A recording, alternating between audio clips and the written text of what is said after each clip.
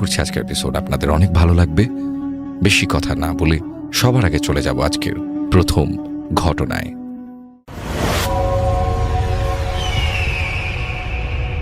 আমি মোহাম্মদ রাসেল, লিখছি বাংলাদেশের ময়মনসিংহ বিভাগের জামালপুর জেলার মেলান্দহ উপজেলার হাজরাবাড়ি পৌরসভার কোনো একটি গ্রাম থেকে। আশা করি ঘটনাটি গ্রামের হওয়ায় আপনাদের কাছে অনেক ভালো লাগবে। ঘটনাটি আমার নিজের সাথে ঘটে যাওয়া 100% সত্য একটি ঘটনা। বিশ্বাস করা বা না করা সম্পূর্ণ আপনাদের ব্যক্তিগত ব্যাপার। সময়টা ছিল এসএসসি এক্সাম 2025-এর শেষ দিকে। শেষ পরীক্ষা দিয়ে আমরা বন্ধুরা সবাই ভাবলাম আজ রাতে পিকনিক করব। যেই ভাবা সেই কাজ। আর দেরি না করে পিকনিকের আয়োজন শুরু করলাম। সবাই অপেক্ষা করছি কখন রাত নামবে। তো আমাদের মধ্যে থেকে 3 জন চলে গেল মিউজিক সিস্টেমের ব্যবস্থার জন্য, আর বাকি কয়েকজন বন্ধু মিলে পরামর্শে বসলাম যে আজ রাতে কি রান্না করা যায়। তো কেউ বলল বিরিয়ানি, কেউ বলল খিচুড়ি, আর কেউ বা বলল যে মোরগ পোলাও হলে কেমন হয়। আমাদের মধ্যে থেকে আমার বেস্ট ফ্রেন্ড সুমন বলল, আরে তোরা কি ভুলে গেছিস জামালপুরের ঐতিহ্যবাহী খাবার মিল্লি ভাতের আয়োজন করলে কেমন হয়। তো সবাই বললাম ঠিক আছে, তাহলে মিল্লি ভাতের আয়োজন করা যাক। বলে রাখা ভালো, মিল্লি ভাত মানে চাল ডাল মাংস মিক্স করে কিছুটা খিচুড়ির মতো খাবার, যা আমাদের এলাকায় বেশ জনপ্রিয়। আমি বললাম মিল্লি ভাত রান্নার জন্য কি কি প্রয়োজন তুই জানিস? তখন সুমন বলল যে আরে আমার এক পরিচিত বড় ভাই আছে, সে অনেক ভালো মিল্লি ভাত রান্না করে। আমি বললাম কে সেই বড় ভাই? সুমন বলল আরে আমাদের মাসুদ ভাই। তাহলে চল মাসুদ ভাইয়ের কাছে যাওয়া যাক। আমি সুমন সাফিউল মাসুদ ভাইকে নিয়ে বাজারে এসে মিল্লি ভাত রান্নার জন্য প্রয়োজনীয় জিনিসপত্র কিনে ফিরে গেলাম আমাদের গন্তব্যস্থানে, যেখানে আমরা পিকনিক করছিলাম। তো যেখানে আমরা পিকনিক করছি সেই স্থানের একটু বর্ণনা দিয়ে রাখি, তাহলে আপনাদের অনেকের বুঝতে সুবিধা হবে। স্থানটা ছিল বিলের ঘাট। আমরা সেই বিলের ঘাটে পিকনিকের আয়োজন করি, আর বিলের ওপারে ছিল শ্মশান ঘাট। রাত পূর্ণিমার হওয়ায় চাঁদের আলোতে বিলের পানি ঝলমল করছে। চারপাশে নীরবতা নিস্তব্ধ, শুধু শোনা যাচ্ছে ঝিঁঝি পোকার ডাক, আর বিলের ওপার থেকে শোনা যায় শিয়ালের চিৎকারের আর্তনাদ। দক্ষিণের বাতাসটা শরীরটাকে ঠান্ডা করে দেয়, গরম দিন থাকায় শরীরের ক্লান্তি মুছে দেয়। সবাই অন্যরকম শান্তি অনুভব করি। বিলের পাশে ছিল একটা কুঁড়ে ঘর, যে কুঁড়ে ঘরে থাকত একজন বৃদ্ধ মহিলা। গ্রামের সবাই তাকে দাদিমা বলে ডাকে। আমি সুমন সাফিউল ও মাসুদ ভাই রান্নার প্রস্তুতি গ্রহণ করি। হঠাৎ করে সুমন বলল, আচ্ছা যদি বাজি ফাটিয়ে পিকনিক উদ্বোধন করা হয় তাহলে কেমন হয়? এই নীরবতার রাতে বাজি ফাটানোর ব্যাপারটাই আলাদা। আমি বললাম চল চল করি। তো সুমন বাজি কিনতে চলে যায় বাজারে এবং বাজি কিনে নিয়ে আসে। আমরা বাজি ফাটিয়ে পিকনিকটা উদ্বোধন করি এবং রান্না শুরু করি, আর বাকি সব বন্ধুরা মিউজিক বাজায় এবং ডান্স করে তার সাথে। আমি সুমন সাফিউল আর মাসুদ ভাই রান্নার কাজে অনেক ব্যস্ত হয়ে যাই। রান্নার প্রায় শেষের দিকে হঠাৎ করে বিদ্যুৎ চলে যায়। চারপাশটা আগের মতোই নীরব হয়ে যায়। চাঁদের আলোতে অনেকটাই ভালো দেখা যায় চারপাশ। হঠাৎ করে বিলের ওপার থেকে কারোর গলার কণ্ঠস্বর ভেসে এলো। শোনা গেল কেউ একজন ওপাশ থেকে বলছে, বাবারা কম সাউন্ড দিয়ে মিউজিক বাজাও, ঘুমাতে কষ্ট হয়। আমি চিৎকার করে বললাম, ঠিক আছে চাচা, সাউন্ড কমিয়ে দিয়ে মিউজিক বাজাবো। সবাই ফোনের টর্চ জ্বালিয়ে রান্নার বাকি কাজ সেরে ফেলি। রান্না শেষ, এখন সবাই খেতে বসি। হঠাৎ করে সেই সময় বিদ্যুৎ চলে আসে। খাওয়া শেষ করে মিউজিক বাজানোর প্রস্তুতি গ্রহণ করলাম। হঠাৎ করে সুমন বলে উঠল, আমি একটু বাড়িতে যাব, শীঘ্রই চলে আসব। এই বলে সুমন চলে গেল। আমি সাফিউল আর মাসুদ ভাই নানান ধরনের গল্প করছিলাম। ভূত আছে কি ভূত নেই, যা আছে তা হলো জিন পুরি হ্যান ত্যান সব গল্প করছি। হঠাৎ করে দেখি মিউজিক বন্ধ হয়ে গেছে। মাসুদ ভাই বলল, মিউজিকটা কেন বন্ধ হলো? চলো তো দেখি কি হয়েছে। আমি সাফিউল আর মাসুদ ভাই দেখার জন্য এগিয়ে যাই। দেখে আমাদের বিলের পাড়ের কুঁড়ে ঘরে থাকা বৃদ্ধ মহিলাটি অনেকটা রেগে গেছেন। আমি বললাম, দাদিমা এখানে কি করো? এত রাত হয়েছে এখনো ঘুমাওনি? তখন রাত প্রায় 1টা ছুঁই ছুঁই। ফোনের ঘড়িতে দেখি 12টা 57 মিনিট। দাদি রেগে গিয়ে আমার দিকে তাকালো। আমি ভয় পেয়ে গেলাম। দাদির চোখটা স্বাভাবিক ছিল না। বড় বড় চোখ করে আমার দিকে তাকিয়ে ভারী কণ্ঠে দাদি বলে উঠল, তোরা মিউজিক কম সাউন্ড দিয়ে বাজাতে পারিস না? আমার ঘুমোতে অসুবিধা হচ্ছে, তাই তো ঘুমোতে পারিনি। আমাদের সবাইকে দাদি অনেক বকাবকি করলো। সাফিউল বলল, দাদি সাউন্ড কমিয়ে দিয়ে মিউজিক বাজাবো, তুমি বসো, আমরা রান্নার আয়োজন করেছি, তুমি খেয়ে যাও। দাদি বলল, আমি রাতে খেয়েছি, আর খাবো না। আমি বললাম, আরে অল্প করে খাও, কোনো সমস্যা হবে না। দাদি ভারী কণ্ঠে বলল, তোরা কি রান্না করেছিস? মিল্লি ভাত? তাহলে খাওয়া যায়, অনেক দিন থেকে মাংস খাই না তো, আজকে খাবো, দে তাড়াতাড়ি দে তাহলে। আমি মনে মনে ভাবলাম, দাদি এটা কি করে জানলো যে আমরা মিল্লি ভাত রান্না করেছি? কারণ মিল্লি ভাতের কথা তো দাদিকে বলিনি। বিষয়টা আমার মনে প্রশ্ন হয়ে থেকে গেল। দাদিকে যখন খাবার দেওয়া হয়, দাদি অনেকটাই খুশি হয়ে যায়। খাবার পেয়ে দাদি তাড়াতাড়ি খেয়ে উঠে যায়। তার খাওয়া মোটেও স্বাভাবিক ছিল না, মনে হয় দাদি খুব ক্ষুধার্ত ছিল। খাওয়া দাওয়া শেষ করে দাদি চলে যায়। চাঁদের আলোতে দেখা যায় সুমন আসছে। সুমন দাদিকে পাশ কাটিয়ে চলে আসে, কিন্তু একটা ব্যাপার কি জানেন, সুমন দাদির দিকে কোনো লক্ষ্যই করে না। মনে হয় যেন সুমন দাদিকে দেখেইনি। ধীরে ধীরে দাদি অন্ধকারে মিলিয়ে যায়। সুমনের দিকে আমি অবাক দৃষ্টিতে তাকিয়ে আছি। সুমন বলে উঠল, আরে অমনভাবে তাকিয়ে আছিস যেন তুই আমায় কখনো দেখিসনি, এরকমভাবে তাকিয়েছিস কেন, কি হয়েছে বল? আমি বললাম, দাদিকে দেখলি না? দাদি তোকে কিছু বলেছে? সুমন বলল, আরে কোথায়, কোন দাদি? আমি তো কোনো দাদিকে দেখিনি।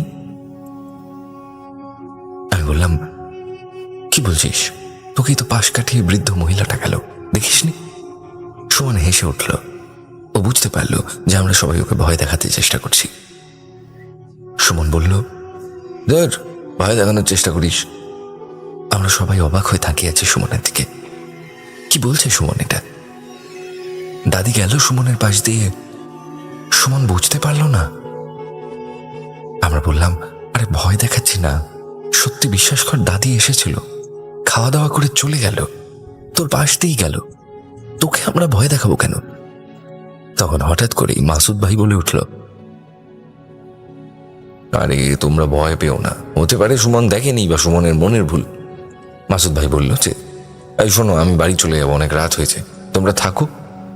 এসব দৃশ্য দেখার পর আমাদের এখানে থাকার কোনো ইচ্ছাই ছিল না। তখন ফোনের ঘড়িতে দেখি রাত 1:53। আমি মাসুদ ভাইকে বললাম, ভাই একটু দাঁড়ান, আমরাও চলে যাব। আমি তখন অনেক ভয় পেয়েছি। মাসুদ ভাই বলল, তুমি মনে হয় একা যেতে পারবে না। আমি বললাম, ভাই আমাদের বাড়িতে যেতে হলে তো খালের পাশ দিয়ে যেতে হয়, খালের পাশেই তো সেই শ্মশান ঘাট। আপনি তো জানেন যে ওই খাল এবং শ্মশান ঘাট ভালো নয়, খাল আর শ্মশান ঘাট নিয়ে অনেক ঘটনা। মাসুদ ভাই বলল, ঠিক আছে, আমি দাঁড়িয়ে আছি, তোমরা পিকনিকের জিনিসপত্র কোথায় রাখবে সেটা বলো, গোটাও সব। সাফিউল বলল যে, আমার বাসায় রাখতে পারি। আমি বললাম যে, ঠিক আছে, তাহলে সাফিউলের বাসায় সবকিছু রাখা যাক। সাফিউলের বাসা ছিল বিলের ঘাট থেকে অনেকটাই কাছে। আমরা সবাই সাফিউলের বাসায় জিনিসপত্র রেখে যার যার বাড়ি ফিরে যাই। আমি আর সুমন আসি সেই বিলের বাড়ি, কারণ সেখানে আমাদের জন্য মাসুদ ভাই অপেক্ষা করছে। সেখানে মাসুদ ভাই দাঁড়িয়ে আছে আমাদের জন্য। আমি আর সুমন আর মাসুদ ভাই রওনা দিলাম বাড়ির পথে। রাস্তা দিয়ে চলার কোনো শব্দ নেই, শুধু আমাদের পায়ের হাঁটার শব্দ শোনা যায়। চারপাশের নীরবতা যেন আমাদের খেয়ে নিচ্ছে। আমরা তিনজন তখন দাদির বাড়ির পাশ কাটিয়ে এগিয়ে যাচ্ছি। মাসুদ ভাই তখন আমাদের পিছনে ছিল, আমি আর সুমন সামনে, মাসুদ ভাই পিছনে। পিছন থেকে এমন সময় হঠাৎ করে মাসুদ ভাই বলে উঠল, দাঁড়াও। আমি আর সুমন দাঁড়িয়ে গেলাম। পিছনে ফিরে যা দেখলাম তা দেখার জন্য আমরা মোটেও প্রস্তুত ছিলাম না। কয়েক সেকেন্ডের জন্য আমাদের শরীর অবশ হয়ে গেল। আমি দেখি মাসুদ ভাইয়ের চোখ অনেকটাই বড় হয়ে গেছে, তার শরীর থেকে ঘাম বের হচ্ছে। হঠাৎ করে মাসুদ ভাই বলে উঠল, দেখেছো সেই দাদিমাকে? দেখো, দাদিমা বসে আছে। আমরা দাদিমার বাড়ির দিকে তাকিয়ে বললাম, কই মাসুদ ভাই, এইখানে তো দাদিমা নেই। সুমন, তুই দাদিকে দেখতে পাচ্ছিস? সুমন বলল, কই না তো, আমি তো কোনো কিছু দেখি না। বিশ্বাস করবেন কিনা জানি না, তখন আমি, সুমন, মাসুদ ভাই তিনজনই অনেকটা ভয় পেয়ে যাই। কি হচ্ছে আমাদের সাথে? মাসুদ ভাই বলে উঠল, যত দ্রুত সম্ভব এখান থেকে চলে যেতে হবে। আমরা দ্রুত হাঁটতে শুরু করলাম। যখন আমরা সেই খালের পাড়ের উপর দিয়ে যাই, তখন দেখি মাসুদ ভাই অবাক দৃষ্টিতে তাকিয়ে আছে খালের পাড়ের দিকে। আমি বললাম, ওখানে কি মাসুদ ভাই? মাসুদ ভাই ভয়ের কণ্ঠে বলে উঠল, ওখানে কিছু নেই, যত দ্রুত সম্ভব বাড়ি যেতে হবে। আমরা তিনজন তখন দ্রুত খালের পাড় এবং শ্মশান ঘাট কাটিয়ে চলে আসি। মাসুদ ভাই বলে উঠল, এখন কয়টা বাজে? সুমন তার ফোনের ঘড়িতে দেখে বলল, রাত 2:17। আমার মনে তখন একটাই প্রশ্ন, কি ছিল দাদির বাড়িতে যা দেখে মাসুদ ভাই এত ভয় পেয়ে যায়? কি দেখেছিল সে খালের পাড়ে যা দেখে মাসুদ ভাই অবাক দৃষ্টিতে তাকিয়েছিল? আমি মাসুদ ভাইকে জিজ্ঞাসা করি, কি দেখেছিলেন ভাই? মাসুদ ভাই বলল, বাড়ির সামনে গিয়ে তোমাকে বলবো, এখন যদি বলি তাহলে ভয় পেতে পারো। আমি বললাম, ঠিক আছে, পরে বলবেন। আমরা যখন বাড়ির সামনে আসি, তখন মাসুদ ভাই বলল, বাড়ি চলে যাও, কাল দেখা হবে। আমি বলে উঠলাম, আপনি একা যেতে পারবেন? আজ রাতটা না হয় আমাদের বাড়িতে থেকে যান। মাসুদ ভাই বলল, আমি যেতে পারবো, সুমনকে তোমাদের বাড়িতে রেখে দাও, ও একা যেতে পারবে না, ভয় পাবে। আমাদের বাড়ি থেকে সুমনের বাড়িতে যেতে হলে 10 থেকে 15 মিনিট সময় লাগে হেঁটে। মাসুদ ভাই রওনা দিল বাড়ির দিকে। পিছন থেকে সুমন ডাক দিয়ে বলল, মাসুদ ভাই দাঁড়ান। মাসুদ ভাই দাঁড়িয়ে গেল। কি হয়েছে, দাঁড়াতে বললে কেন? সুমন বলল, কি দেখেছিলেন আপনি? বলেছিলেন বাড়ির সামনে এসে বলবেন, এখন তো বাড়ির সামনে এসেছি, এবার বলেন। মাসুদ ভাই বলল, অন্য সময় বলবো, আজকে শুনতে হবে না, এখন শুনলে অনেক ভয় পাবে। আর যা দেখেছি তা হতেও পারে আমার মনের ভুল। তোমাদের দুজনের মধ্যে একজনও দেখনি, শুধু আমি একা দেখেছি। আমার মনের ভুল হওয়ার চান্সই বেশি। কিন্তু সুমন তো নাছোড়বান্দা, কি দেখেছিল মাসুদ ভাই সেটা শুনতেই হবে। কিছুতেই মাসুদ ভাইকে না বলে ও যেতে দেয় না। উপায় খুঁজে না পেয়ে মাসুদ ভাই বলতে শুরু করলো।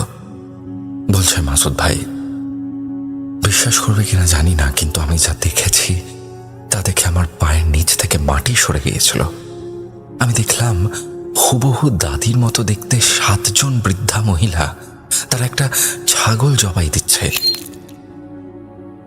6 জন ছাগলটাকে ধরে আছে আর একজন ছাগলটাকে জবাই দিচ্ছে। আমি ভেবেছি সেটা হয়তো আমার মনের ভুল, কিন্তু তোমাদের যখন দেখতে বললাম আর তোমরা যখন কিছু দেখোনি, তখনও কিন্তু আমি দেখছি। যখন আমরা খালের পাড়ে আসলাম, তখন দেখলাম তাদের মধ্যে থেকে 3 জন পানি নিতে আসছে খালের পাড়ে। এই ঘটনা শুনে আমি আর সুমন অনেক ভয় পেয়ে যাই। এই বলে মাসুদ ভাই চলে গেল। আমি আর সুমন বাড়িতে চলে আসি। মা দরজা খুলল। মা বলল, এখন বাড়ি ফেরার সময় হলো, রাত কয়টা বাজে দেখেছ? আমি আর সুমন মাথা নিচু করে দাঁড়িয়ে আছি, কোনো কথা বললাম না। মা বলল, টেবিলে ভাত রাখা আছে, যাও হাত মুখ ধুয়ে খেয়ে নাও, অনেক রাত হয়েছে, খেয়ে ঘুমিয়ে পড়ো। আমি বললাম, ক্ষুধা নেই, খেয়েছি, হাত মুখ ধুয়ে শুয়ে পড়ব। মা বলল, সুমন খাবে না নাকি তোমারও ক্ষুধা নেই? সুমন বলল, আমারও ক্ষুধা নেই। আমি আর সুমন হাত মুখ ধুয়ে শুয়ে পড়লাম। সকালে মায়ের ডাকে ঘুম ভেঙে যায়। মা বলল, নাস্তা হয়েছে, এখনো ঘুম থেকে উঠিসনি, হাত মুখ ধুয়ে খেতে আয়। আমি আর সুমন হাত মুখ ধুয়ে খাবার টেবিলে বসে পড়লাম। সকালের নাস্তা হিসেবে ছিল রুটি আর সবজি, সাথে ছিল ডাল। খাওয়া দাওয়া শেষ করলাম। হঠাৎ করে সাফিউল ফোন দিয়ে বলল, কই তুই? সুমন কি তোর সাথে আছে? খালের পাড়ে আয়, আমরা সবাই বসে আছি। আমি বললাম, ঠিক আছে, আইতেছি, সুমন আমার সাথে আছে। সুমন মাকে বলল, আন্টি আসি, আমাদের বাসায় বেড়াতে যাবেন। মা বলল, এ কি না খেয়ে চলে যাবে? ঘুরে আসো, আমি ভাত রান্না করি, ভাত খেয়ে তারপর না হয় যাবে। আমি আর সুমন বাড়ির থেকে বের হয়ে আসলাম খালের পাড়ে। দেখি সবাই বসে আছে। আমরা কালকের ঘটনা নিয়ে কথা বলছিলাম। আমি সবাইকে মাসুদ ভাইয়ের সাথে ঘটে যাওয়া ঘটনার কথা বললাম। কেউ বিশ্বাস করছিল না। সাফিউল বলল, আরে হতে পারে মাসুদ ভাইয়ের মনের ভুল। হঠাৎ দেখলাম দাদিমা আমাদের দিকে হেঁটে হেঁটে আসছে। আমার আর সুমনের কালকের রাতে মাসুদ ভাইয়ের সাথে ঘটে যাওয়া ঘটনার কথা মনে পড়ে গেল, এবং সেটা মনে পড়তেই আমরা ভয় পেয়ে যাই। আমি সাহস করে বললাম, দাদি, কাল রাতে মিল্লি ভাত খেয়ে চলে গেলা, বললা না তো কেমন হয়েছে? দাদি বলল, হ্যাঁ, কিসের মিল্লি ভাত? আমি তো দুদিন থেকে বাড়িতেই নেই, মেয়ের বাড়িতে বেড়াতে গেছিলাম। সুমন বলল, সত্যি কি তুমি মেয়ের বাড়িতে গেছিলে, নাকি আমাদের সাথে মজা করতেছ? দাদি বলল, আরে সত্যি মেয়ের বাড়িতে গিয়েছিলাম, হতে পারে তোদের মনের ভুল। আমরা সবাই ভয় পেয়ে যাই, কারণ আমরা সবাই দেখেছিলাম দাদিকে মিল্লি ভাত খেতে। কি হয়েছিল কাল রাতে? আমি ভয়ের কণ্ঠে বললাম। সুমন, কে ছিল তাহলে কালোটা? আমাদের দাদি নাকি অন্য জগতের কেউ? আমরা খালের পাড়ে বসে গল্প করছিলাম। হঠাৎ করে আমার ফোন বেজে উঠল। দেখি মা ফোন করছে। ফোন রিসিভ করতে মা বলল যে রান্না হয়ে গেছে, সুমনকে নিয়ে খেতে আয়। আমি আর সুমন বাড়িতে চলে এলাম। রান্না হয়েছে গরম ভাত, ডিম ভুনা, মাছ ভাজি, মাংস আর তার সাথে ডাল।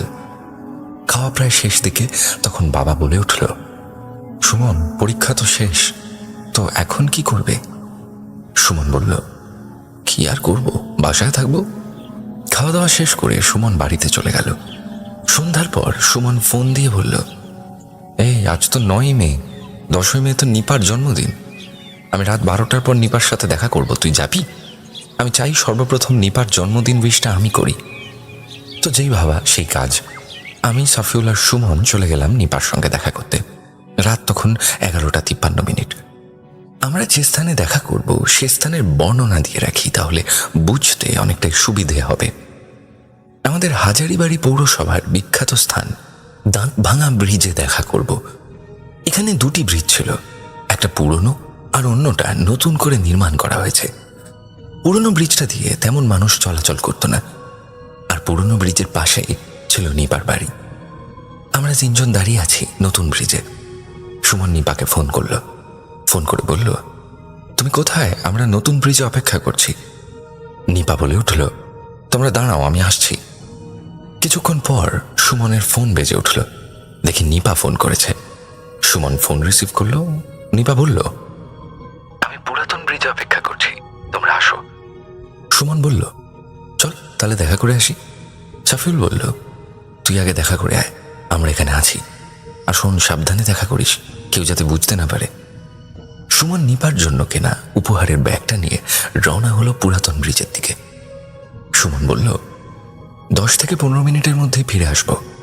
এই বলে সুমন চলে গেল। আমি আর সাফিউল দাঁড়িয়ে রইলাম সুমনের ফিরে আসার অপেক্ষায়। তখন রাত 12:05।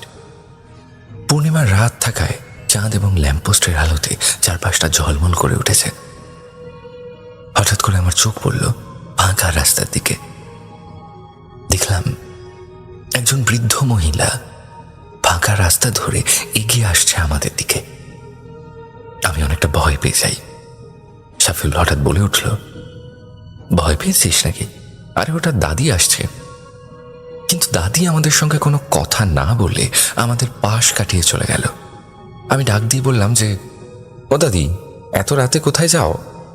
তখন ঘড়িতে বাজে রাত 12:15। দাদি দাঁড়িয়ে গেল। তারপর ভারী কণ্ঠে বলল, আমার মেয়েটা অসুস্থ, তাই দেখতে যাইতেছি। আমি বললাম, একা একা যেতে পারবে? এগিয়ে দিয়ে আসি।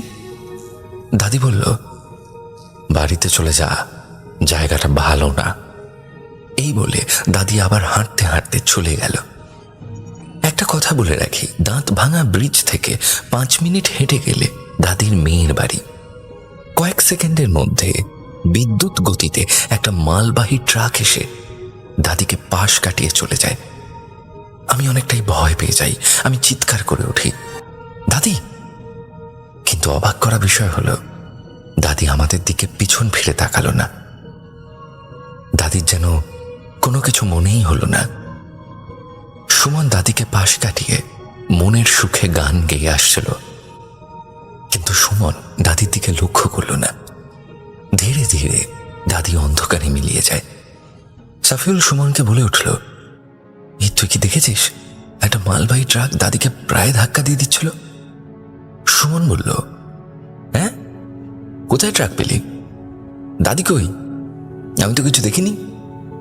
সুমনের এসব কথা শুনে আমাদের দুজনের শরীর কয়েক সেকেন্ডের জন্য হিম হয়ে গেল। সুমন বলল, তোরা আমায় ভয় দেখাচ্ছিস।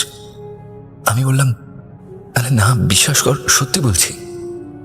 তখন সুমন হতভম্ব হয়ে বলল, সত্যি বলছিস?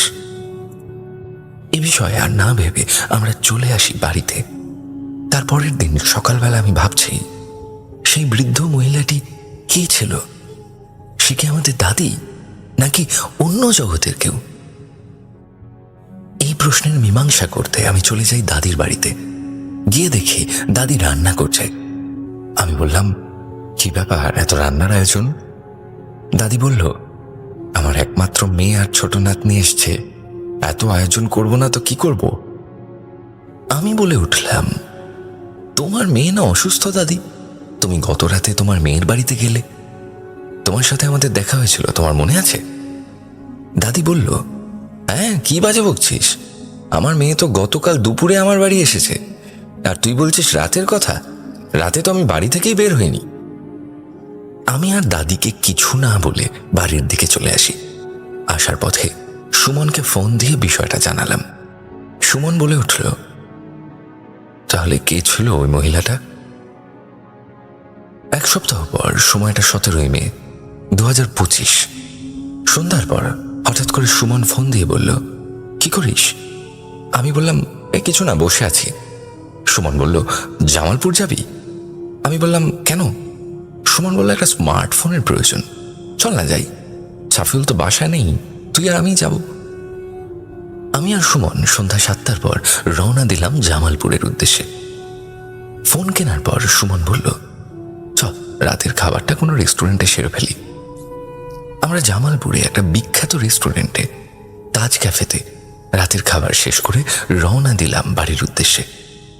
জামালপুর 5 রাস্তা থেকে একটা সিএনজি নিয়ে চলে এলাম হাজরাবাড়ি। আমার বাড়িতে আসার সময় কোনো গাড়ি পাচ্ছিলাম না। তখন ফোনের ঘড়িতে দেখি রাত 11টা ছুঁই ছুঁই অবস্থা। রাত তখন 10:54। সুমন বলল, আরে কি আর করার, চল হেঁটে যাই। আমাদের হাজরাবাড়ি বাজার থেকে বাড়িতে হেঁটে আসতে হলে 10 থেকে 15 মিনিট সময় লাগে। আমরা হাঁটা শুরু করি। কিছুক্ষণ হাঁটার পর আমার চোখ পড়ল ফাঁকা রাস্তার দিকে।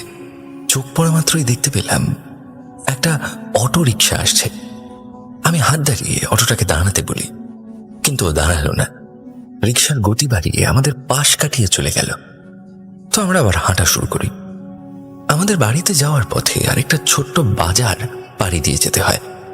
এই বাজারটার নাম আমতলা সকাল বাজার। বাজারের পূর্ব পাশে ছিল একটা প্রাচীন কবরস্থান। এই কবরস্থান জুড়ে রয়েছে অনেক ঘটনা, সময় করে লিখে পাঠাবো। তো ঘটনায় চলে যাই। যখন আমরা কবরস্থানের কাছাকাছি আসি, তখন আমার মনে হয় কেউ আমাদের পিছন পিছন আসছে। আমি শুনতে পাই আমাদের পিছনে কারো হাঁটার শব্দ। আমি ভয় পেয়ে যাই। সুমনকে বলি, মনে হয় আমাদের পিছন পিছন কেউ আসছে, তুই কি কারোর হাঁটার শব্দ শুনতে পাচ্ছিস? সুমন বলল, কই না তো, আমি তো কিছু শুনতে পাচ্ছি না। হতে পারে তোর মনের ভুল, নির্জন রাস্তা তো, তাই উল্টোপাল্টা ভাবছিস। আমরা যখন কবরস্থানের পাশ কাটিয়ে যাচ্ছিলাম, তখন হঠাৎ আমার চোখ পড়ল সেই কবরস্থানের দেওয়ালের দিকে। আমি দেখলাম দেওয়ালটার উপরে একজন বৃদ্ধ মহিলা বসে আছেন। আমি অনেক ভয় পেয়ে যাই। সুমনকে বলি, সুমন দেখ, দেওয়ালের উপর কে যেন বসে আছে। সাথে সাথে সুমন দেওয়ালের দিকে তাকালো। যখন সুমন দেখল, তখন দেয়ালের উপর কেউ ছিল না।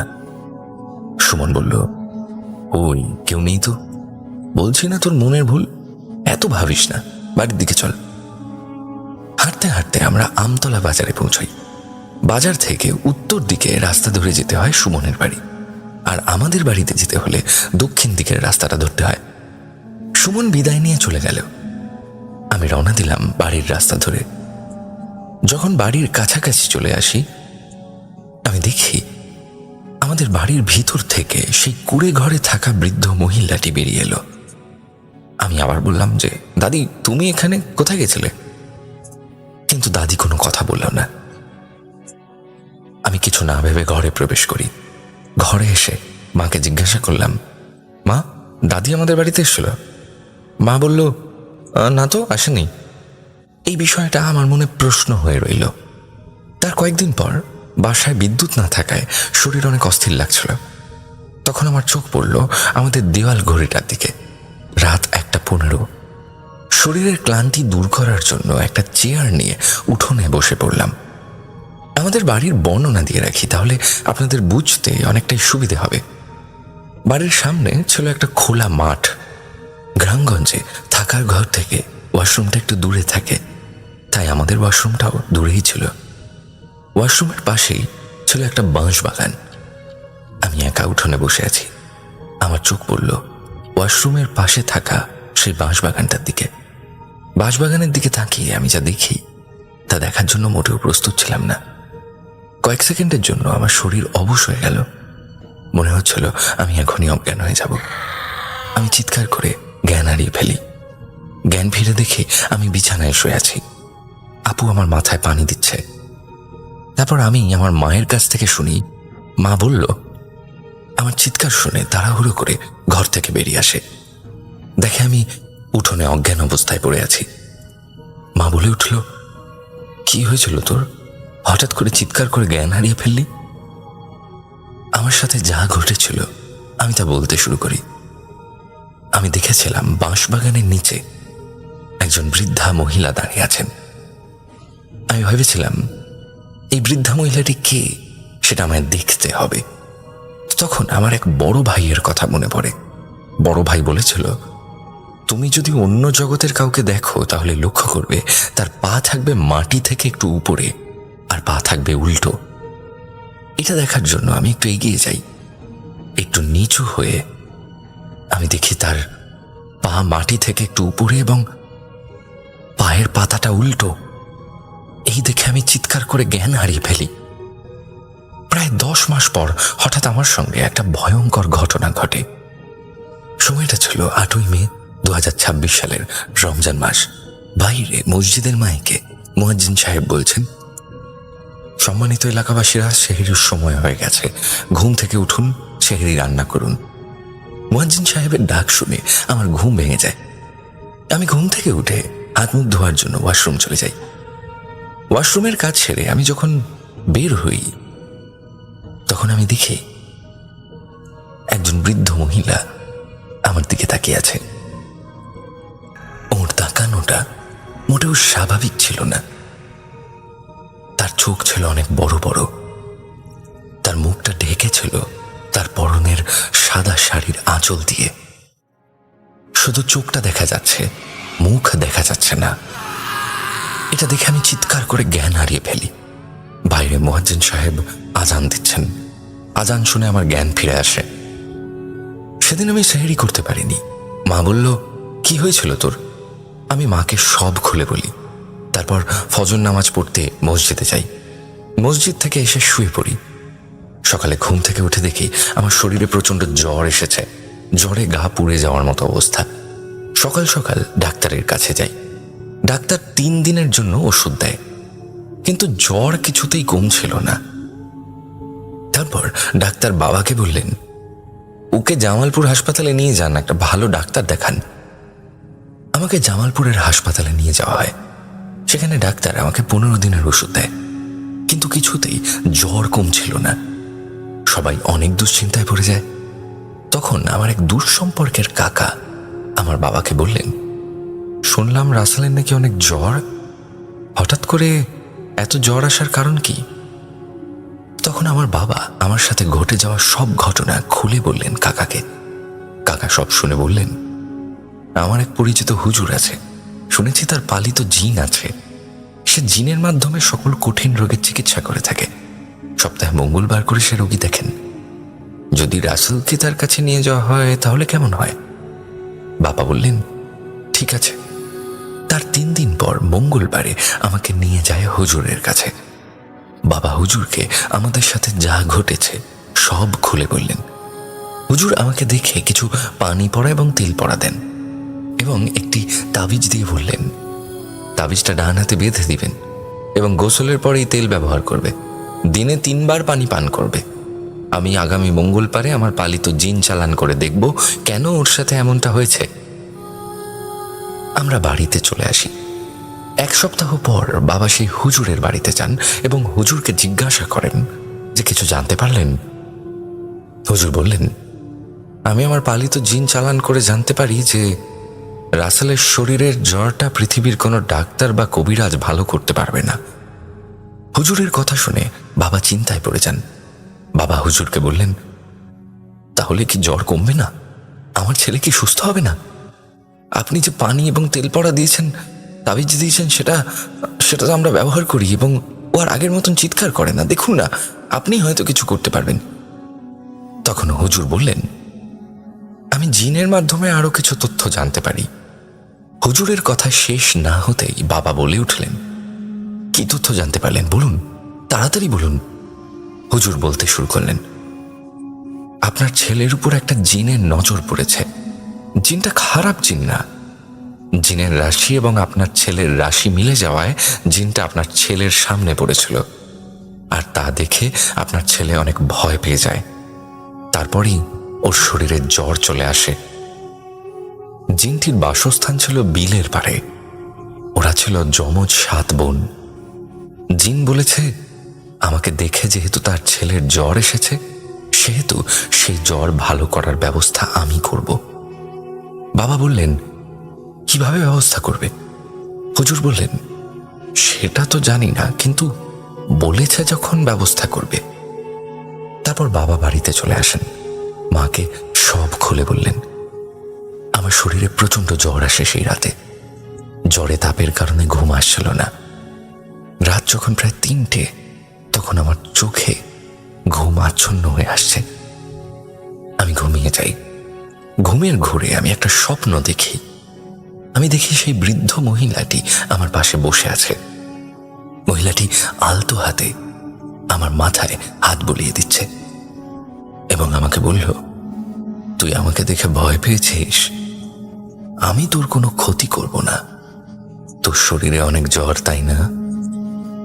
তোকে একটা গাছের নাম বলে যাই। এই বললে সে আমাকে একটা বিশেষ গাছের নাম বলল। আমি গাছের নামটা প্রকাশ করছি না। সে আরো বলল, এই গাছের শিকড় তুলে কালো এবং লাল সুতো দিয়ে বাম হাতে বেঁধে রাখবি, আর আয়াতুল কুরসি পড়ে পানিতে ফু দিয়ে পানি পান করবি। 3 দিনের মধ্যে তোর জ্বর ভালো হয়ে যাবে। কিন্তু গাছের নামটা কাউকে বলবি না, শুধু তোর মাকে বলবি। তোর মা এই গাছের ব্যবস্থা করে দিবে। তারপর আমার ঘুম ভেঙে যায়। দেখি সকাল হয়েছে। আমি কিছু বুঝতে পারছিলাম না। আমি ভাবলাম হতে পারে আমার শরীরে অনেক জ্বর থাকায় আমি এসব স্বপ্ন দেখেছি। আমি আর মাকে কিছু জানাইনি। তার 2 দিন পর আমি যখন সকালের নাস্তা শেষ করে বিছানায় শুয়ে আছি, মা আমার পাশে বসে আছে, তখন সুমন আসে আমাকে দেখতে। সুমন আমাকে বলে, জ্বর কমেছে?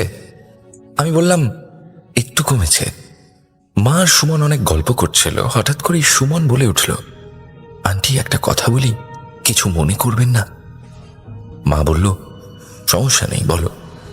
সুমন বলল, আমি স্বপ্নে একজন বৃদ্ধা মহিলাকে দেখেছি। আমাকে বলেছে যে তোর বন্ধুর অনেক জ্বর, তাই না?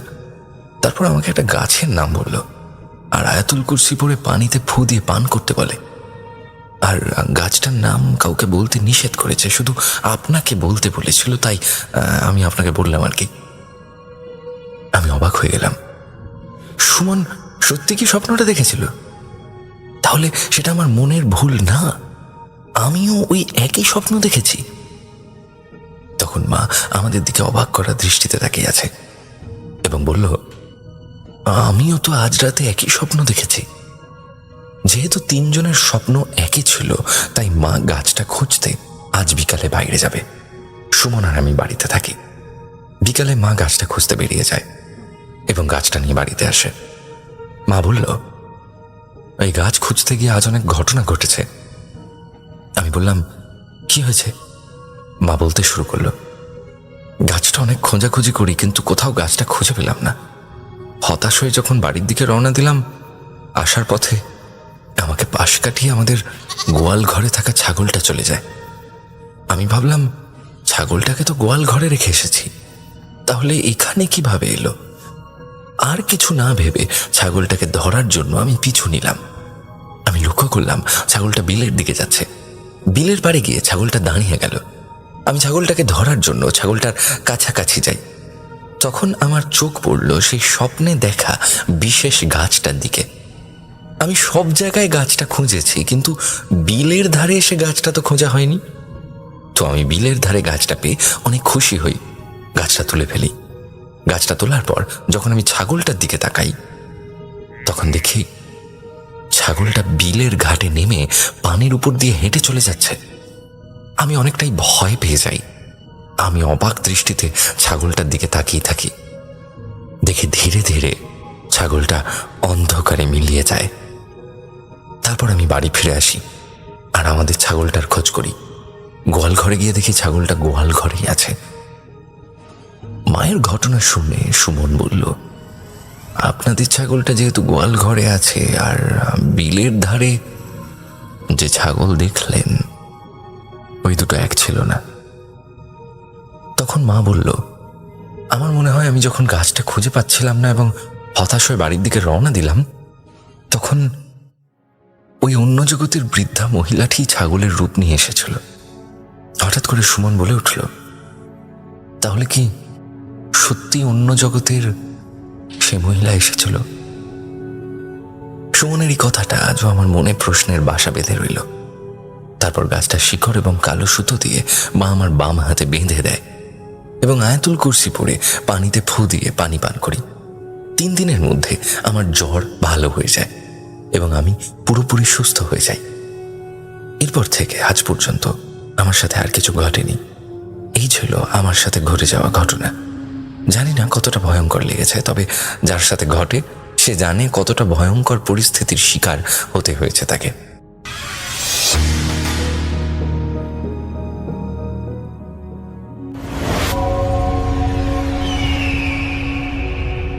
প্রিয় লিসেনার্স, আসসালামু আলাইকুম।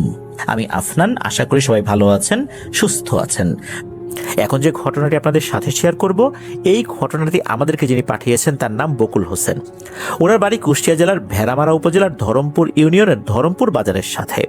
উনি যে ঘটনাটি পাঠিয়েছেন, এই ঘটনাটি ঘটেছিল 2005 থেকে 7-এর মধ্যবর্তী করে একটা সময়। আর ঘটেছিল ওনাদের নিজস্ব যে একটা কলা বাগান ছিল ওই সময়, সেখানেই। ওনাদের যে কলা বাগানটা ছিল সেটা ওনাদের যে বাজার, এই বাজার থেকে 10 মিনিটের পায়ে হাঁটা পথ। ওনার বাবা প্রতিদিনের মতো ঘটনার দিন রাতেও পাহারা দেওয়ার জন্য কলা বাগানে গিয়েছিলেন। পাহারা দিতে হতো, কেননা ওই সময় চোরের আনাগোনা বেশ বেড়ে গিয়েছিল। এজন্যই মূলত এই বাগানগুলো পাহারা দেওয়ার জন্য টং ঘর তৈরি করে রাত্রেবেলা থাকতে হতো। তো উনিও টং ঘর তৈরি করেছিলেন। টং ঘরের মধ্যে ওনার বাবা ওই রাত্রে শুয়ে আছেন। রাত আনুমানিক 2টো কি 3টা বাজে। এমন সময় ওনার বাবার ঘুম ভেঙে যায় করুণ এক কান্নার শব্দে। ওনার বাবা তো সাহসী মানুষ, আর উনি সাথে বড় একটা দা রাখতেন, আর টর্চ লাইট তো থাকতোই। উনি টর্চ লাইট নিয়ে বের হয়েছেন ওই টং ঘর থেকে। বের হয়ে আশেপাশে লাইট মেরে দেখেন যে কে কান্না করছে। আশেপাশে উনি কাউকেই দেখেন না। বের হওয়ার পর কান্নার শব্দটাও আর নাই। তিনি আবার টং ঘরে এসে শুয়ে পড়লেন। তিনি শুয়ে শুয়ে ভাবছেন, এটা মনে হয় মনের ভুল। শোয়ার 5 থেকে 7 মিনিট পর আবার সেই করুণ সুরে কান্নার আওয়াজ উনি শুনতে পান। এবার মনে হচ্ছিল এই আওয়াজটা একদম টং ঘরের পাশ থেকেই আসছে, অর্থাৎ ওই টং ঘরের পাশে বসেই কেউ করুণ সুরে কান্নাকাটি করছে। ওনার বাবা তো আবার বের হয়েছেন, চারদিকে লাইট মারছেন, কিছুই দেখতে পেলেন না। এবার মনে হচ্ছে কান্নার আওয়াজটা একটু দূরে সরে গেছে, অর্থাৎ একটু দূর থেকে আসছে। বলে রাখা ভালো, ওই কলা বাগানের পাশে ছিল শত বছরের পুরনো আম বাগান। আওয়াজটা মনে হচ্ছে ওই দিক থেকে আসছে। ওনার বাবা আস্তে আস্তে গেলেন বাগানের দিকে, গিয়ে লক্ষ্য করলেন আওয়াজটা আসছে একটা বড় সড়ো আম গাছের উপর থেকে। তিনি 7-5 না ভেবেই তার হাতে থাকা লাইটের আলোটা মেরেছেন ওই গাছের উপরে। যেই না আলো মেরেছেন তখনই উনি ভয়ঙ্কর একটা জিনিস দেখেন আর মারাত্মক ভয় পান। উনি দেখলেন ছোট বামনের মতো একটা মানুষ গাছের ডালে বসে করুণ সুরে কান্নাকাটি করছে। হঠাৎ করে উনি এরকম একটা জিনিস দেখেছেন তো একটু চমকে যাবেন, ভয় পাবেন, এটাই স্বাভাবিক। এই বামনের চুলগুলো ছিল বেশ বড় আর দেখতেও খুবই বীভৎস। শরীরের থেকে মাথার আকৃতিটা মনে হচ্ছে বেশ বড়, চোখ দুটো টেনিস বলের মতো গোল গোল বড় বড়। হঠাৎ করে কি করলো, কান্না বাদ দিয়ে বিকট শব্দে অট্টহাসি শুরু করলো, আর চোখগুলো মনে হচ্ছে লাইটের মতো দপ করে জ্বলে উঠল। যখন এই বামনটা হাসছিল, দাঁতগুলো বের হয়ে গিয়েছিল, দাঁতগুলো মনে হচ্ছে অনেক সুচালো। উনি তো টর্চ লাইট ধরেই দেখেছেন একদম স্পষ্টভাবে এই বামনের শরীরের সবকিছু দেখতে পাচ্ছেন, চুল থেকে শুরু করে একদম দাঁত, চোখ, নাক, হাত, পা সবই বুঝতে পারছিলেন উনি। হঠাৎ করে এরকম একটা দৃশ্য দেখলে যে কোনো মানুষই ভয় পাবে, সে যত সাহসী মানুষই হোক না কেন। কিন্তু উনি সাহস ধরে রাখলেন আল্লাহর রহমতে। উনি ভাবলেন এখন যদি ভয় পাই এই জিনিসটা বড় ধরনের একটা ক্ষতি করে বসতে পারে, যেহেতু প্রতি রাত্রেই ওনাকে এখানে আসতে হয়। এখন ভয় পেলে ও আবার এসে বিরক্ত করবে। উনি মনে মনে সাহস সঞ্চয় করে ওই বামনের দিকে উদ্দেশ্য করে বলতে থাকেন, এই বেটা কে রে তুই? তোর এত বড় সাহস, তুই আমাকে ভয় দেখাস? তুই আমাকে চিনিস? আমি কতদিন ধরে এই বাগান পাহারা দেই। এই আমাকে দেখে কি তোর ভয় লাগে না? এই দেখছিস আমার হাতে কি, এই দাটা দেখছিস? একটা কোপ দিয়ে তোর ধর থেকে মাথা আলাদা করে ফেলবো, যা ভাগ এখান থেকে। আর কোনোদিন যদি আমাকে বিরক্ত করিস তো তোর খবর আছে। শুধুই এ কথা বলেই যে ক্ষান্ত হয়েছে বিষয়টা এরকম না। এরপরে বেশ কিছু গালিগালাজও ওই বামনকে উদ্দেশ্য করে উনি করতে থাকেন। ওনার এই ধরনের কথাবার্তায় বামন তো রীতিমতো ভরকে যায়। আরে এ কি বলে? এই মানুষ নাকি তাকে বলে যে আমাকে দেখে তোর ভয় লাগে না, যেখানে ওই বামনকে দেখে তার ভয় লাগার কথা, উল্টো উনি এটা বলছেন। তো বামনটা কি করে, সে ওনার চোখের সামনেই হঠাৎ করেই ভ্যানিশ হয়ে যায়। এরপর ওনার বাবা আবার টং ঘরে এসে শুয়ে পড়েছেন। ওই রাত্রে আর কিছু হয় না। সকালবেলা বাড়িতে এসেছেন, আসার পরে আর পরিবারের সদস্যদের সাথে এই ঘটনাটা শেয়ার করেন নাই। এভাবে কেটে যায় বেশ কয়েকটা দিন। ওনাকে তো প্রতিদিনই যেতে হয়, বেশ কয়েকটা রাতে আর কোনো ঘটনা ঘটেও নাই। হঠাৎ একদিন, মানে এই ঘটনার বেশ কয়েকদিন পরে আর কি, একদিন ওনার বাবার 3 বন্ধু রাতের বেলা ওই টং ঘরে বসে গল্প গুজব করার জন্য গিয়েছেন। ওই টং ঘরে কিন্তু ওনার বাবা হারিকেন নিয়ে থাকতেন। তো হারিকেনের আলোয় সবাই মিলে ওনারা তাস খেলছেন। খেলতে খেলতে হঠাৎ করেই হারিকেনের তেল ফুরিয়ে যায়। সাধারণত যতটুকু তেল ওনাদের থাকে, রাতের বেলা যখন ওনারা শুয়ে পড়েন হারিকেনের আলোটা অনেকটা কমিয়ে দিয়ে শুয়ে পড়েন, প্রয়োজন হলে বাড়িয়ে নেন। যেহেতু দীর্ঘ সময় ধরে তাস খেলছিলেন এই কারণেই তেলটা ফুরিয়ে গিয়েছিল। তখন রাত আনুমানিক 11টা কি 12টা বাজে। বকুল হোসেন ভাইয়ের বাবা তখন তার এক বন্ধুকে বললেন যে এই সাহেব, তার নাম সাহেব ছিল, যে এই সাহেব আমার বাড়িতে তেল রাখা আছে, যা এক দৌড় দিয়ে গিয়ে তুই তেলটা নিয়ে আয়। তো যেই বলা সেই কাজ। তো সেই সাহেব আঙ্কেল উনি দৌড় দিয়ে চলে গিয়েছেন। যেতে 10 মিনিট, আসতে 10 মিনিট, এই 20 মিনিটের উপরে কিন্তু কোনোভাবেই লাগার কথা না। হেঁটে যেতে 10 মিনিট লাগে, উনি যদি দৌড় দিয়ে যান বা তাড়াতাড়ি হেঁটে যান তাহলে আরো কম সময় লাগবে। এদিকে ঘন্টা খানেক পার হয়ে যায়, এই সাহেব আঙ্কেল মানে সাহেব কাকা আর আসে না। এদিকে বকুল হোসেন ভাইয়ের বাবা তো চিন্তায় পড়ে গেলেন, কি ব্যাপার, সাহেব আসছে না কেন? অনেকক্ষণ পর হন্তদন্ত হয়ে তেল নিয়ে এই টং ঘরে আসেন এই সাহেব কাকা। তার চোখে মুখে ছিল আতঙ্ক আর ভয়। বকুল হোসেন ভাইয়ের বাবা তখন এই সাহেব কাকাকে বললেন, এই সাহেব তুই এত হাঁপাচ্ছিস কেন, কি হয়েছে তোর? সাহেব কাকা কিছুক্ষণ চুপ হয়ে বসে থাকলো। এরপর একটু স্বাভাবিক হলে সাহেব কাকা বলতে থাকেন যে উনি যখন তেল আনতে বাড়িতে গিয়েছেন, যাওয়ার পথে কোনো সমস্যা হয় নাই। আসার পথে যখন নদী পার হয়ে বাঁশের সাঁকো পার হওয়ার পরে পান গাছের একটা বরজ, মানে পানের বরজ বলে, পানের ক্ষেত আর কি, ওইখানে আসছেন। তারপরে আম বাগান, তারপরে কলা বাগান। যখন পানের ক্ষেতের ওখানে এসেছেন তখন উনি খেয়াল করেন পানের ক্ষেতের ভিতর যে খুঁটি থাকে সেখানে দুইটা ছোট ছোট অবয়ব বসে কি যেন করছে। তো উনি যখন কাছে গিয়েছেন, গিয়ে দেখেন বামন আকৃতির দুটো মানুষ বসে একজনের শরীর থেকে আর একজন কি যেন তুলছে। অনেক সময় দেখা যায় দুটো বানর বসে বসে একটা আর একটা শরীর থেকে উকুন তুলে দিচ্ছে, মনে হচ্ছে ওই রকম কিছু। এই বামন দুটো যখনই এই সাহেব কাকার উপস্থিতি টের পেয়েছে, এই দুটো লাফ দিয়ে ওই খুঁটির উপরে উঠে দাঁড়িয়ে যায়। উনি মনে করেছিলেন আর কি বানর টাইপের কিছু একটা, বা বানর হবে, হনুমান হবে, এরকম কিছু, কিন্তু না, উনি দেখলেন এ দুটো মানুষের মতো, তবে এটা বামন আর চেহারা সুরত ভয়ঙ্কর। উনি ভয় পেলেও এই বামন দুটোকে গালিগালাজ করতে থাকেন উনি। এক পর্যায়ে বামন দুটো হাওয়ায় মিলিয়ে যায়। এরপর তেল নিয়ে উনি কলা বাগানের উদ্দেশ্যে রওনা দিয়েছেন। যেতে যেতে ওনাদের আশেপাশে যেই ঝোপঝাড় ছিল ওখান থেকে এক অদ্ভুত ধরনের খিলখিল হাসির শব্দ শোনা যাচ্ছে। উনি ভয়ে ভয়ে দৌড়িয়ে কলা বাগানে চলে আসেন। তো এতটুকু আসতেই কিন্তু এরকম সময় লেগেছে, এতক্ষণ কিন্তু লাগার কথা না, কিন্তু কেন জানি এতটা সময় ওনার লেগে গেছে এটা উনিও নিজেও বলতে পারেন না। এই সমস্ত কথা শুনে এই বকুল হোসেন ভাইয়ের বাবা বললেন, এই বামন পিশাচগুলো আমাকে খুব বিরক্ত করে। এই তো সেদিন রাত্রেই এরকম একটা ঘটনা ঘটছিল, মানে উনি তখন এই ঘটনাটা বন্ধুদেরকে বলেন আর কি। উনি বলেন যে ভয় পাসটা ঠিক হয়ে যাবে। এরপর যখন আবার তাস খেলা শুরু করবেন, হঠাৎ চারপাশে তুমুল ঝড় শুরু হয়ে যায়। মনে হচ্ছে এই ঝড়ে সবকিছু মনে হয় শেষ করে দিবে। তখন তো ওনারা সবাই ভয় পেয়ে যান যে অবস্থা তো বেগতিক, এইভাবে চলতে থাকলে তো বেশিক্ষণ এই টং ঘোড়া টিকবে না, তখন কি হবে। ওই যে অনেক সময় হয় না যে বাইরে অনেক ঝড় বাতাস হচ্ছে কিন্তু ওনারা কেউ কিছু টের পাচ্ছে না, বিষয়টা এরকম না, ওনারাও টের পাচ্ছিলেন। এই দমকা বাতাস এই টং ঘরের উপরও খুব ভয়ঙ্কর ভাবে বয়ে যাচ্ছিল। এদিকে বেশ কিছুক্ষণ হয়ে যায়, হঠাৎ করেই ফজরের আজানের শব্দ ভেসে আসে। এর মধ্যে যে এতটা সময় পার হয়ে গেছে ওনারা কিন্তু বুঝতে পারেন নাই। তবে রাত 12টার দিকে তো খেলা শুরু করেছিলেন, মোটামুটি ঘন্টাখানেক খেলেছেন। আবার ওই সাহেব কাকা উনি তেল নিয়ে আসছেন, সেই হিসাবে ফজর আজানের সময় হয়ে যাবারই কথা। তবে মনে হলো যে অনেকটা তাড়াতাড়ি ফজর আজানের সময়টা হয়ে গিয়েছিল, ওনাদের কাছে এমনটাই মনে হয়েছিল আর কি। এরপরও কিন্তু ওনারা বাইরে বের হন নাই।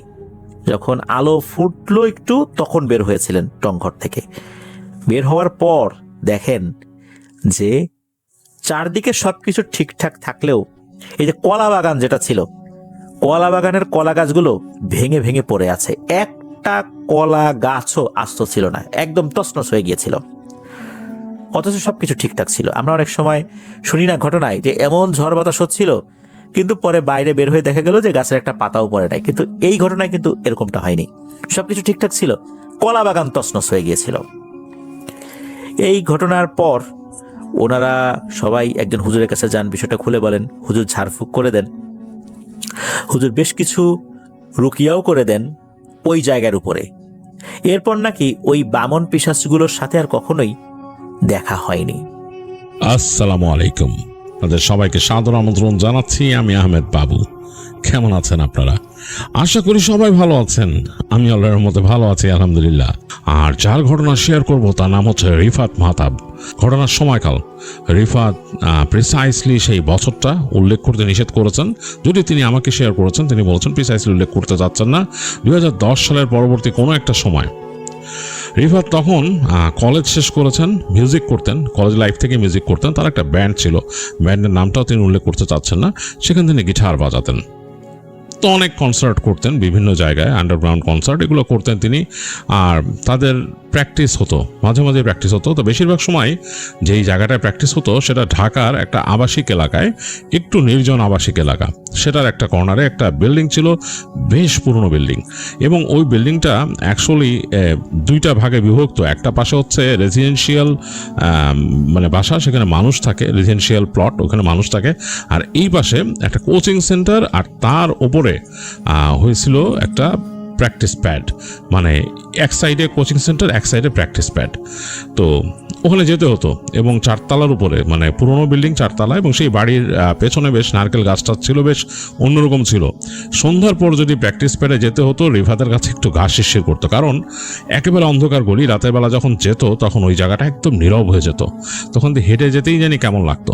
তো তারপর যখন উঠতো, ওই বিল্ডিংটার মূল যে গেট ওটাতে ঢুকলেই কেমন জানি একটা মানে থুম মারা পরিবেশ, কিছু নাই, বিল্ডিংটা মনে হতো একদম নীরব নিথর দাঁড়ায় আছে, এবং এর মধ্যে দিয়ে সিঁড়িতে উঠে যেতে হতো। সিঁড়িটাও বেশ অন্ধকার থাকতো, কারণ রেসিডেন্সিয়াল যে অংশটা সেখানে আলো আছে, এই পাশে যে কোচিং সেন্টার, সেটা ওই মানে কোচিং সেন্টার বা কোনো একটা ছোটদের স্কুল বা কিছু একটা আর কি, সেটা রিফাত জানে না কি ছিল, বাট পড়াশোনার একটা ই ছিল আর কি, ইনস্টিটিউশন ছিল।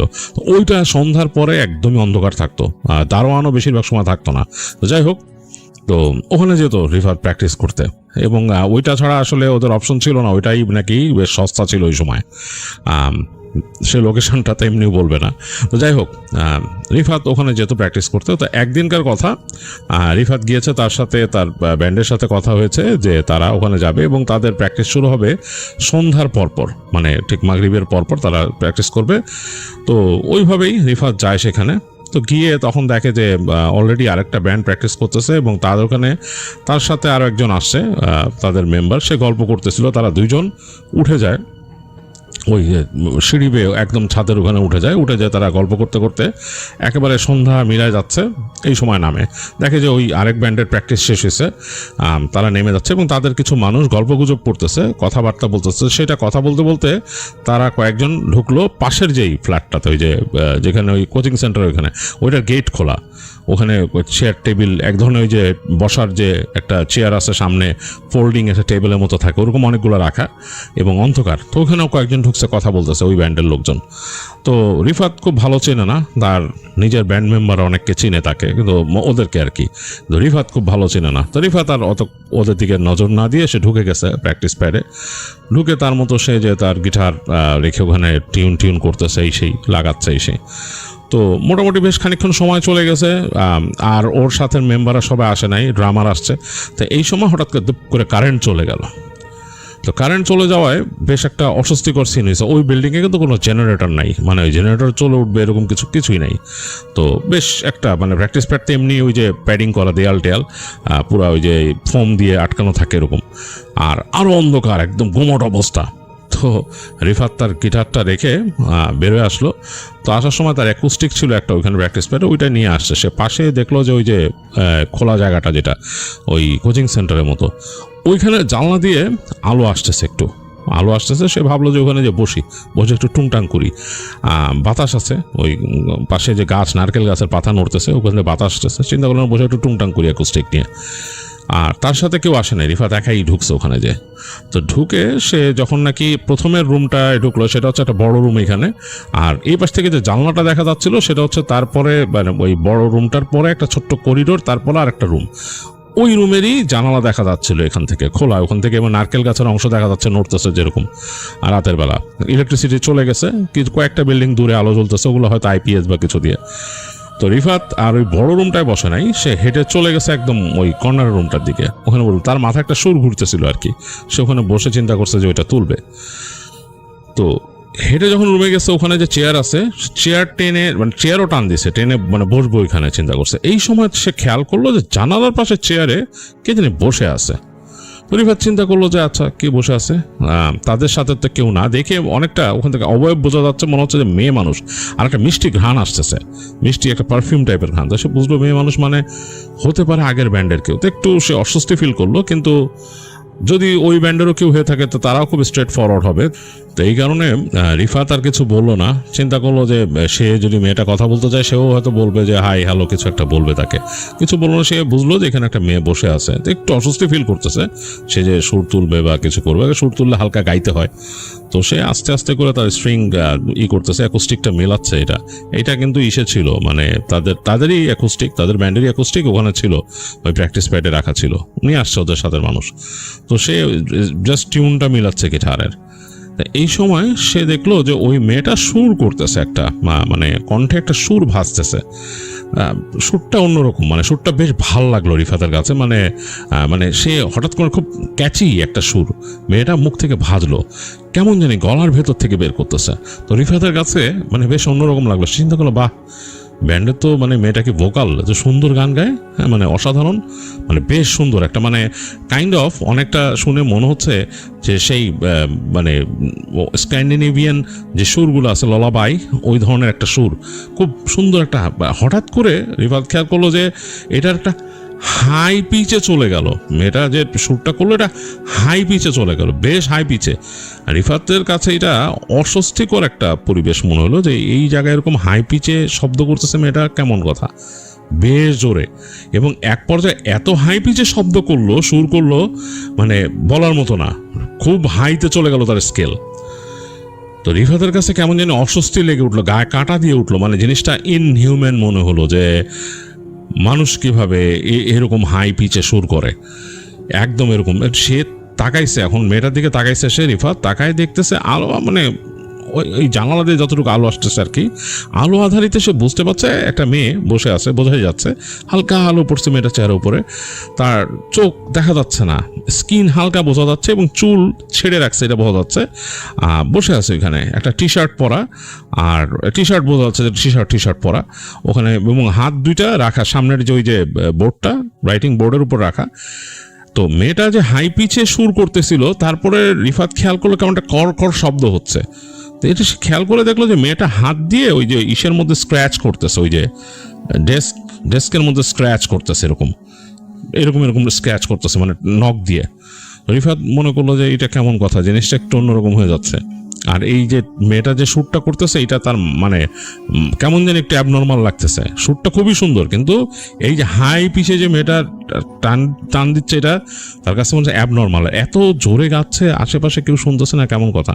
রিফাত আস্তে করে গিটারটা নিয়ে উঠে গেল, আর কিছু বললো না। মনে করলো যে মেয়েটা কি মানে ঠিক স্টেটে আছে, সে কি সঠিক স্টেটে আছে, সে বুঝলো না, নাকি তার কোনো একটা মানে আর কি মানসিকভাবে সে একটু অন্যরকম আছে। এই চিন্তা করে সে বের হয়ে গেল আস্তে করে গিটারটা নিয়ে রুম থেকে। তো বের হয়ে সে গেটের বাইরে গেছে। তো তাদের যে ব্যান্ডের আরেকজন গিটারিস্ট সে ঢুকতেছে। তো সে বলে, বেটা কিরে কি অবস্থা, তুই কই গেছিলি? বলে যে আমি তো এই মাত্র আসলাম, আর সেই দেখি এরকম কারেন্ট নেই, কি একটা অবস্থা, আয় চল পাশে বসি, ওই যে কোচিং সেন্টারে যাই বসি ওখানে। তো রিফাত বলে, না রে এমন তো উঠাইছি এই মাত্র। কেন? কই যে মানে অন্য ব্যান্ডের মনে একটা মাইয়া বসা গান গাইতেছে, গলা অন্যরকম দোস্ত, একদম ইলাস্ট্রিসিটি সেই লেভেলের। তো শুনতেছ না? মানে রিফাত কিন্তু তখনও শুনতেছে সে সুর। বলে, কই আমি তো কিছু শুনি না। রিফাতকে কি কথা বেটা, এত জোরে আইতেছে, আয়। তার দুজনে হেঁটে গেল, বলে পাশের রুমে এখন যাওয়া যাবো না, রিফাতকে পাশের রুমে যাওয়া যাবো না, যে তুমি মেয়েটা গান গাইতেছে আর মনে হইতেছে একটু অন্যরকম অবস্থা আছে মেয়েটা, এখানে বয়ে শোন দেখ কি। তো ওখানে ঢুকলো তাদের যে গিটারিস্ট, ও ঢুকলো রিফাতের সাথে। ঢুকে কিছুক্ষণ মানে কান পেতে বলে, কিছু নেই, কি কথা বেটা, আমি তো কোনো শব্দই শুনি না। রিফাতের একটু খটকা লাগলো, রিফাতকে জানি আমি তো শুনতেছি। বলতে বলতে রিফাত হেঁটে পাশের রুমে চলে গেল। চলে যায় দেখতেছে কোনো শব্দ নাই, মানে সে জাস্ট রুমটা পার হয়ে এখানে গেছে, পুরা শব্দ নাই, পুরা গন, এবং রুম খালি। রুমের মধ্যে ওই জায়গায় যে মেয়েটা ছিল ওখানে কেউ নাই। তো তাদের গিটারিস্টও তার সাথে ঢুকলো। ঢোকার পর বলে, তুই কি কর বেটা, তুই বেটা কি অবস্থায় আছিস তাই দেখ, তোর মাথা ঠিক আছে? রিফাতকে, দোস্ত আমি শুনছি, আমি নিজে বসেছিলাম এখানে, আসছিলাম আয়সা, আমি যে অ্যাকুস্টিক দেখ আমার হাতে, আমি এখানে নিয়ে আসছি আয়সা, আমি একটা আমার ওই যে একটা কম্পোজিশন তোলার জন্য আমি এখানে বসে চিন্তা করতেছিলাম। এই সময় আমি দেখি যে ওইখানে বসে একটা মেয়ে এখানে ওর সুর করতেছে। সুরটা আমার এখনো মাথায় আছে, আমি তো সুরটা করে দেখাবো তোর, এখন আমার মাথায় ঘুরতেছে সুরটা, একটু আগ পর্যন্ত আমি শুনছি। এখন দেখি মেয়েটা নাই এখানে। তো গিটারিস্ট করে, আমার বেটা থি মারিস না, ছা মারিস না, বলে এদিকে বলে টান দিয়ে নিয়ে গেলে। এর মধ্যে তারা ওই কথা বলে ওদিকে যে ওকে নিয়ে গেছে তার গিটারিস্ট, এর মধ্যে ইলেকট্রিসিটি চলে আসছে। যাই হোক, আলো জ্বলে উঠছে ওখানে পাশের রুমে আর কি, তাদের যেখানে প্র্যাকটিস প্যাড ওখানে। তো ওখানে হেঁটে ঢুকে গেল গিটারিস্টের সাথে, রিফাতও ঢুকছে।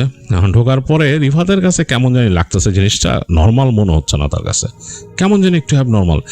মেয়েটা যে সুরটা করতেছিল, সুরটা তার মাথায় ঘুরতেছে, সারাক্ষণ ঘুরতেছে।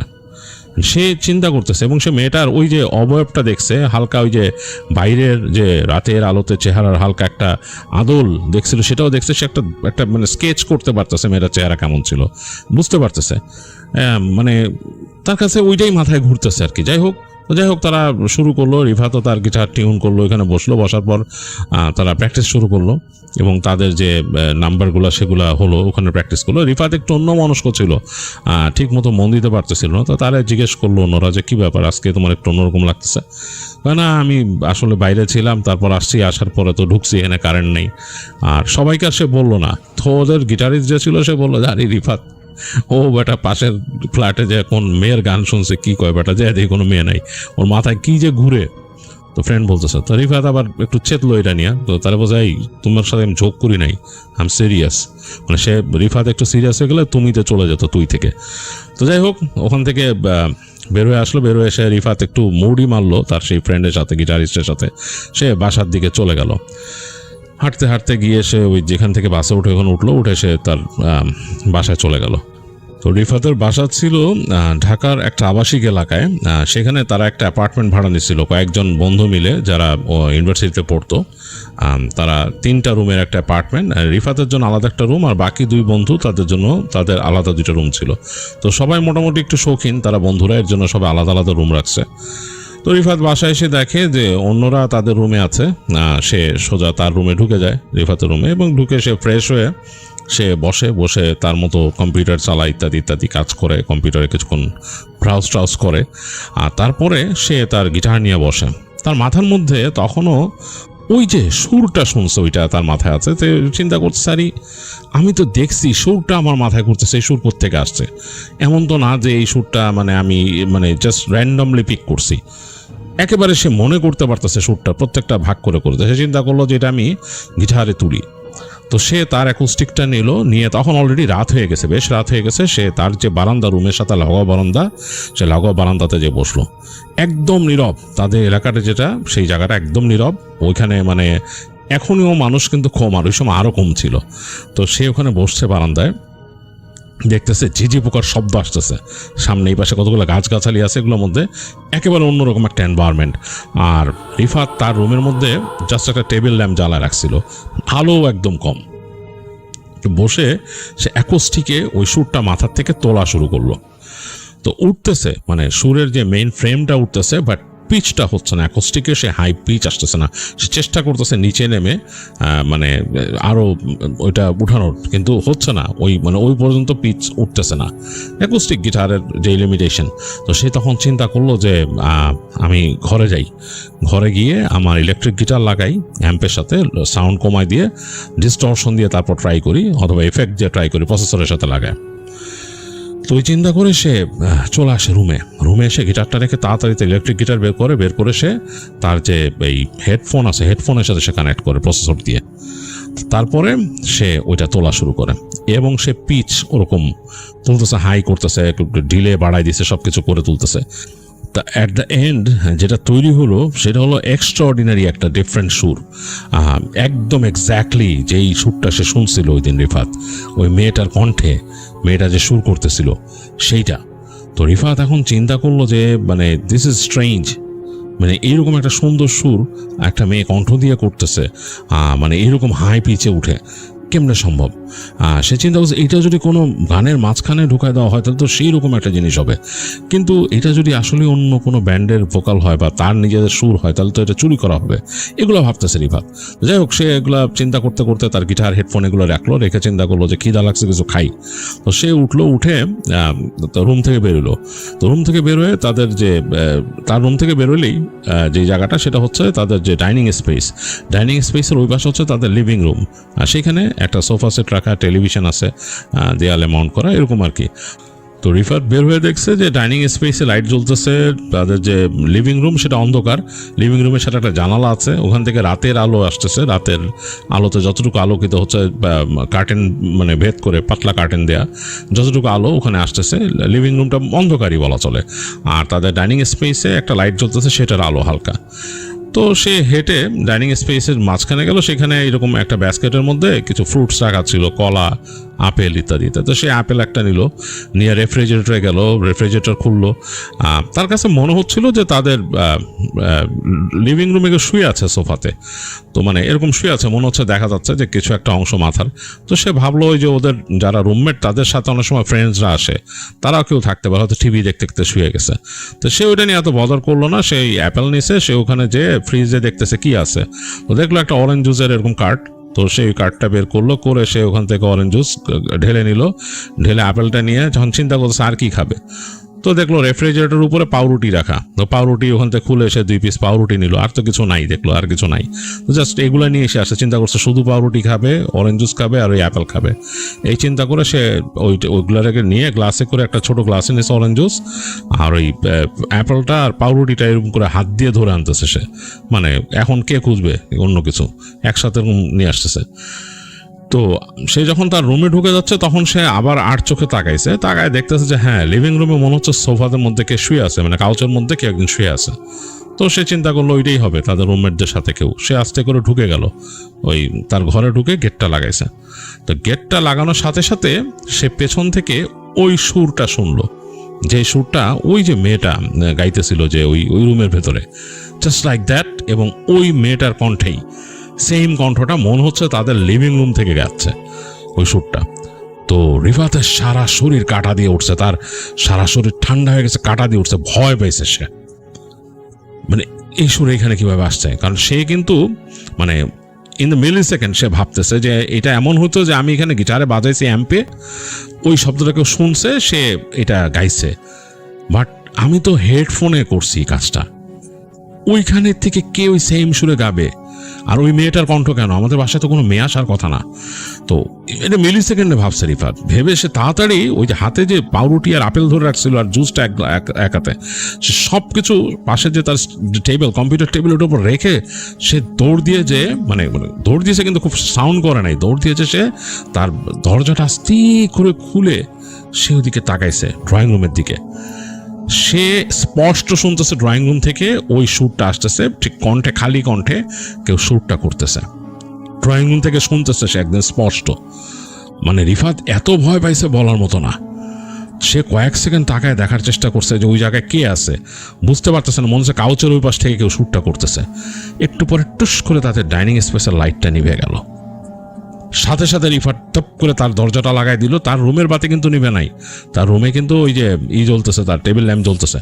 সে তাড়াতাড়ি তার রুমের ছিটকে নিয়েও লাগাই দিল, ভয়ে ভয়ে একদম সে মানে থরথর করে কাঁপতেছে রিফাত মনে মনে যে ঘটনাটা কি ঘটলো।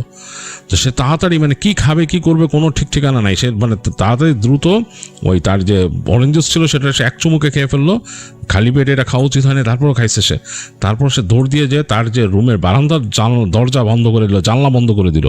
ওই সুরটা কিন্তু এর মধ্যে থেমে গেছিল, কিন্তু সে যখন দরজা জানলা বন্ধ করছে সুরটা আবার শোনা যাচ্ছে, ঠিক ওই ড্রয়িং রুম থেকে আসতেছে। তো রিফাত অনেক ভয় পেয়েছে, সে ওই তার যে আপেল আনছিল পাউরুটি আনছিল ওগুলো ধরার নামই নিল না।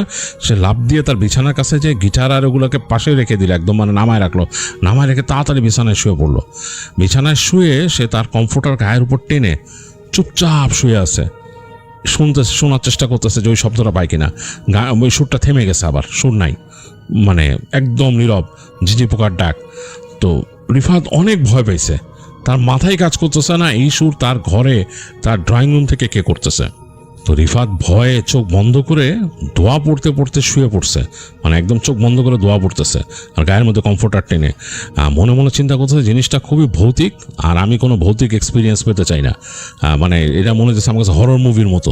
এই চিন্তা করে সে দোয়া পড়তেছে আর চিন্তা আমি জানি এগুলো কিছু না দেখি, এগুলো চিন্তা করে চোখ বন্ধ করে সে শুয়ে রয়েছে আর দোয়া পড়তেছে। তো এরকম একসময় সে ঘুমায় গেছে, তার ঘুম এক সময় ভাঙলো। ঘুমের মধ্যে সে কোনো দুঃস্বপ্ন দেখতেছিল, সে এটা মনে করতে পারে না যে কি দেখতেছিল, বাট দুঃস্বপ্ন দেখে তার ঘুম ভাঙছে। এবং ঘুম যখন ভাঙছে সে একটা শব্দ শুনতেছিল, কেমন জানি ক্র্যাচ ক্র্যাচ, যে পোকা যেমন গাছ কাটলে যেরকম সেরকম একটা শব্দ হচ্ছে ঘরের মধ্যে। এবং সে তাকায়, উঠে তাকায় থাকে, তখনও শব্দ হচ্ছে ক্র্যাচ ক্র্যাচ, আর ঘরের মধ্যে অন্ধকার। তো রিফাত যখন ঘুমাইছে তখন কিন্তু ঘরের মধ্যে তার টেবিল ল্যাম্প জ্বলতেছিল, কিন্তু এখন অন্ধকার পুরা।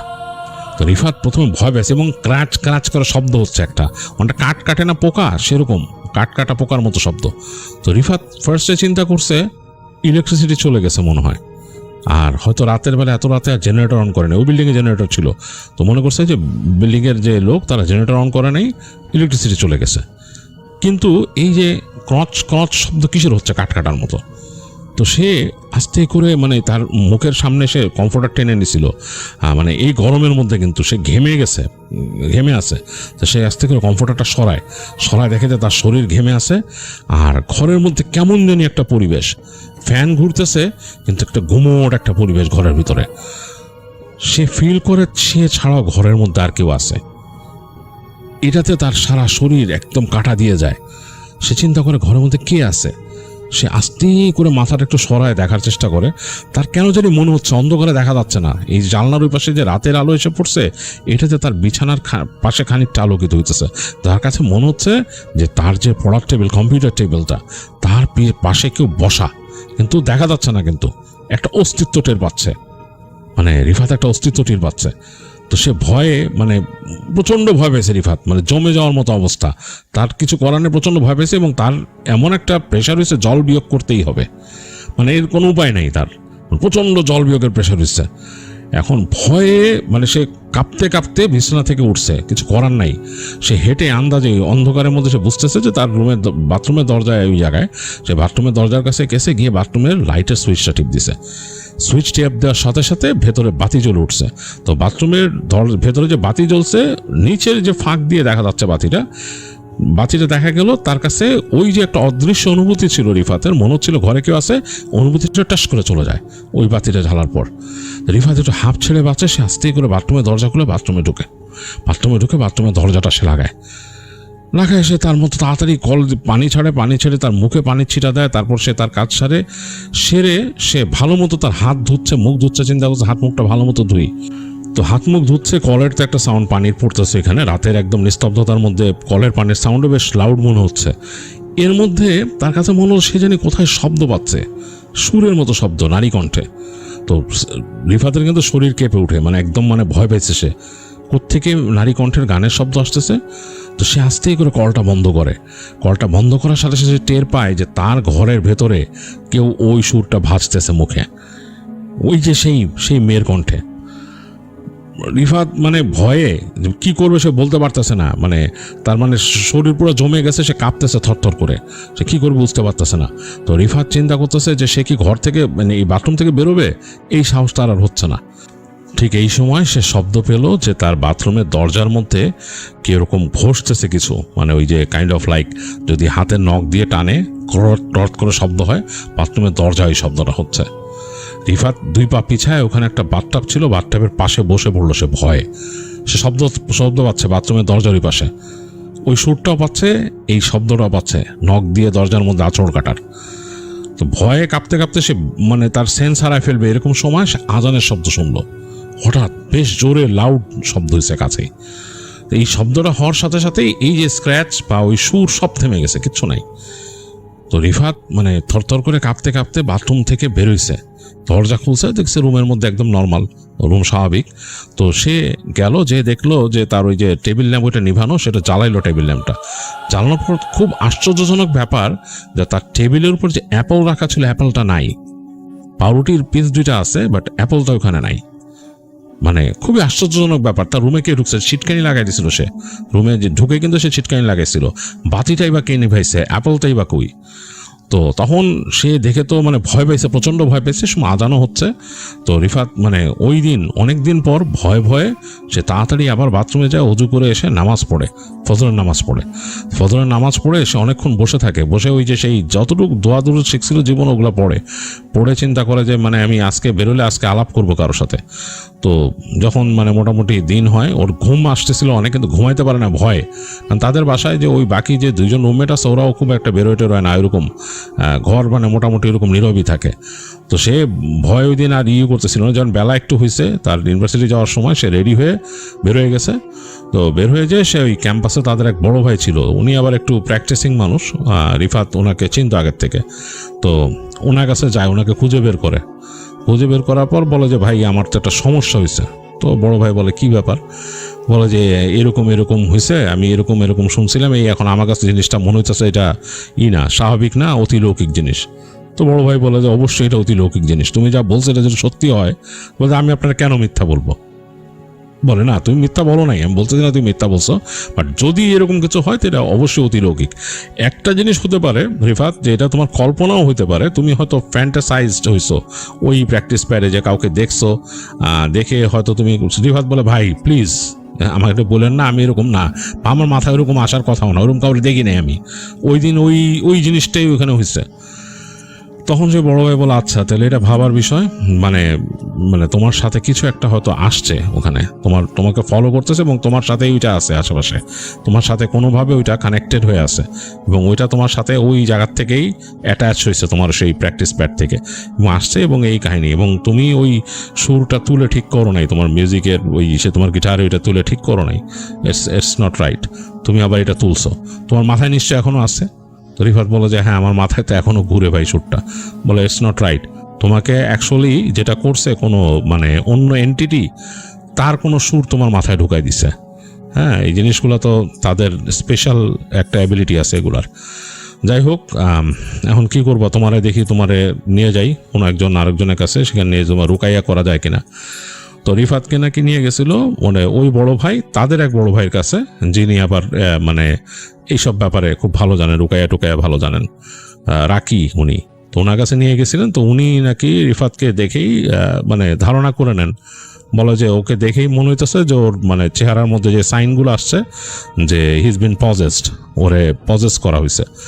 তো যাই হোক, ওকে রুকাইয়া করতে হবে। তো রিফাতকে নিয়ে বসেন ওনারা এবং ওই দিন রুকাইয়া করেন আসরের পরে, নিয়ে বসে রুকাইয়া করার পর নাকি রিফাতের মনে নাই, কিন্তু রিফাত কথা বলতেছিল, ওই বড় ভাই বসে ওনাকে যখন নাকি ওনার সামনে দোয়া দরুদ পড়া শুরু করে, এতটুকু মনে আছে, এরপর নাকি রিফাতের কিছু মনে নাই।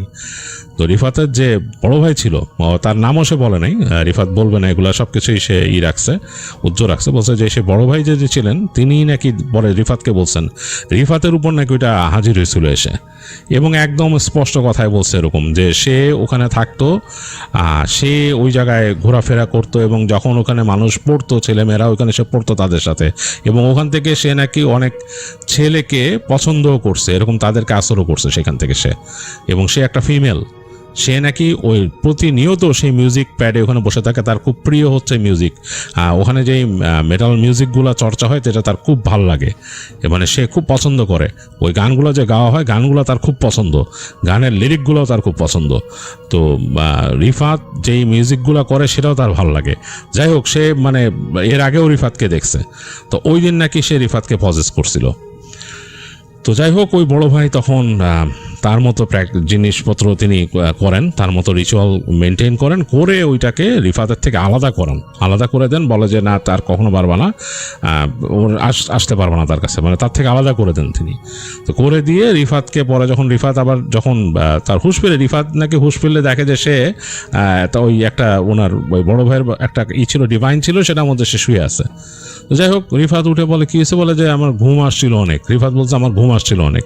তো যাই হোক, রিফাতকে তারপরে বড় ভাই বলে দেয় যে এই আমল করতে হবে, এই করবা, 5 ওয়াক্ত নামাজ মাস্ট পড়বা, তোমার উপর কিন্তু নজর আছে, আর পারলে ওই প্র্যাকটিস প্যাটার যেও না, হ্যাঁ ওই প্র্যাকটিস প্যাটার যেও না, আর তুমি তো সবার ব্যক্তিগত ব্যাপার, কে কোনটা করে, মিউজিক করে কি করে তার ব্যক্তিগত ব্যাপার, বাট যা করবা জীবনে বুঝে শুনে করো, তুমি যদি ধর্মকর্ম প্র্যাকটিস করো ওইভাবে দেখে শুনে, যেখানে যেরকম ইনস্ট্রাকশন আছে সেগুলো ফলো করো। এগুলো বলে বড় ভাই তাকে বলে যে আচ্ছা ঠিক আছে, বিদায় নেয়, আর বলে যে কোনো সমস্যা হলে তুমি যোগাযোগ করো আমার সাথে, তুমি যদি এই ধরনের ভয়টা পাও, আর ভয় পেও না, দোয়া পড়বা সবসময়, তাকে দোয়া শেখায় দেয়, বলে এই সূরাগুলো মুখস্থ করবা যদি না পারো। তো রিফাত আসে ওই বড় ভাইয়ের কাছ থেকে, এবং রিফাত মোটামুটি মেনে চলার চেষ্টা করে। এরপর থেকে রিফাত আর কখনো ওই যে নামাজ পড়া থামায় নেই, সে সবসময় নামাজ পড়ে 5 ওয়াক্ত, এবং বলছে যে আর ওরকম ভয় পায় নাই। রিফাত আর ওই প্র্যাকটিস প্যাডে আর কখনো যায় নাই, সে যেত না, যেহেতু তাকে মানা করছে বড় ভাই, যেত না। তার কাছে মাঝে মাঝে মনে হতো যে তার আশেপাশে কিছুর একটা আবির্ভাব ঘটে, এটা রিফাত মনে হতো। যখনই সে ওইটা হতো তখনই সে দোয়া পড়ে শরীর বন্ধ করে ফেলতো। এরপর থেকে আর এরকম হয় নাই। তো এর মাঝে অনেক বছর চলে গেছে, রিফাত এখন আর মিউজিক করেন না, তিনি প্রফেশনাল জীবনে আছেন, ব্যবসা করেন, বিয়ে করছেন, সন্তান আছে, এরকম কিছু আর তিনি দেখেন নাই। তবে একবার তার কাছে কেন জানি মনে হয়েছিল, এই বেশি দিন না, 2-3 বছর আগে, তারা হাজব্যান্ড ওয়াইফ আর বাচ্চা নিয়ে তিনি ছিলেন একটা রুমে, তার কাছে কেন জানি হঠাৎ মনে হয়েছিল রাতের বেলা উঠে যখন তিনি পানি খেতে যান, ঠিক আগের মতো সেই ফিলটা একটু হয়েছিল যে তাদের যে আরেকটা রুম আছে, সেকেন্ড বেডরুম ওই পাশে, ওখানে কেউ থাকে না, জাস্ট বিছানা রাখা, কেউ যদি আসে থাকে তার কাছে মনে হয়েছিল যে ওই বেডরুমে কেউ একজন আছে, সেরকম একটা ফিল পাইছিল। যাই হোক, সাথে সাথে নাকি রিফাত দোয়া পড়ে এসে আস্তে করে ঘরে এসে লাগায় দেয়, বা ঘরের মধ্যে ঢোকার সময় বিসমিল্লাহ বলে ছিটকানি লাগায় দেয়। আর ওই দিন রাতে ঘর থেকে আর এমনি বের হয় নাই। তো এরপর আর কিছু হয় নাই নর্মালি। তো রিফাত বলছে যে অনেক সময় কিন্তু হয় মানুষের আশেপাশে দিয়ে অনেক এনার্জি এরকম চলাফেরা করে। তো সে যেহেতু জীবনে এই জিনিসটার সাথে একবার তার এরকম একটা এনকাউন্টার হয়েছে, এরকম কিছু আশেপাশে আসলে সে বুঝতে পারে। তো যাই হোক, এই ছিল রিফাত মাহতাবের ঘটনা।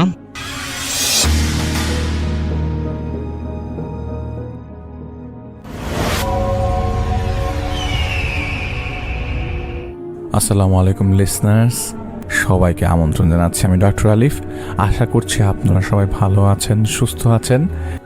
আমি একটা ঘটনা আপনাদের সবার সাথে শেয়ার করতে চাই, যার ঘটনা তিনি এইখানে থাকেন, এই দেশে থাকেন হচ্ছে লন্ডনের কোনো একটা অংশে, কোনো একটা জায়গায় থাকেন।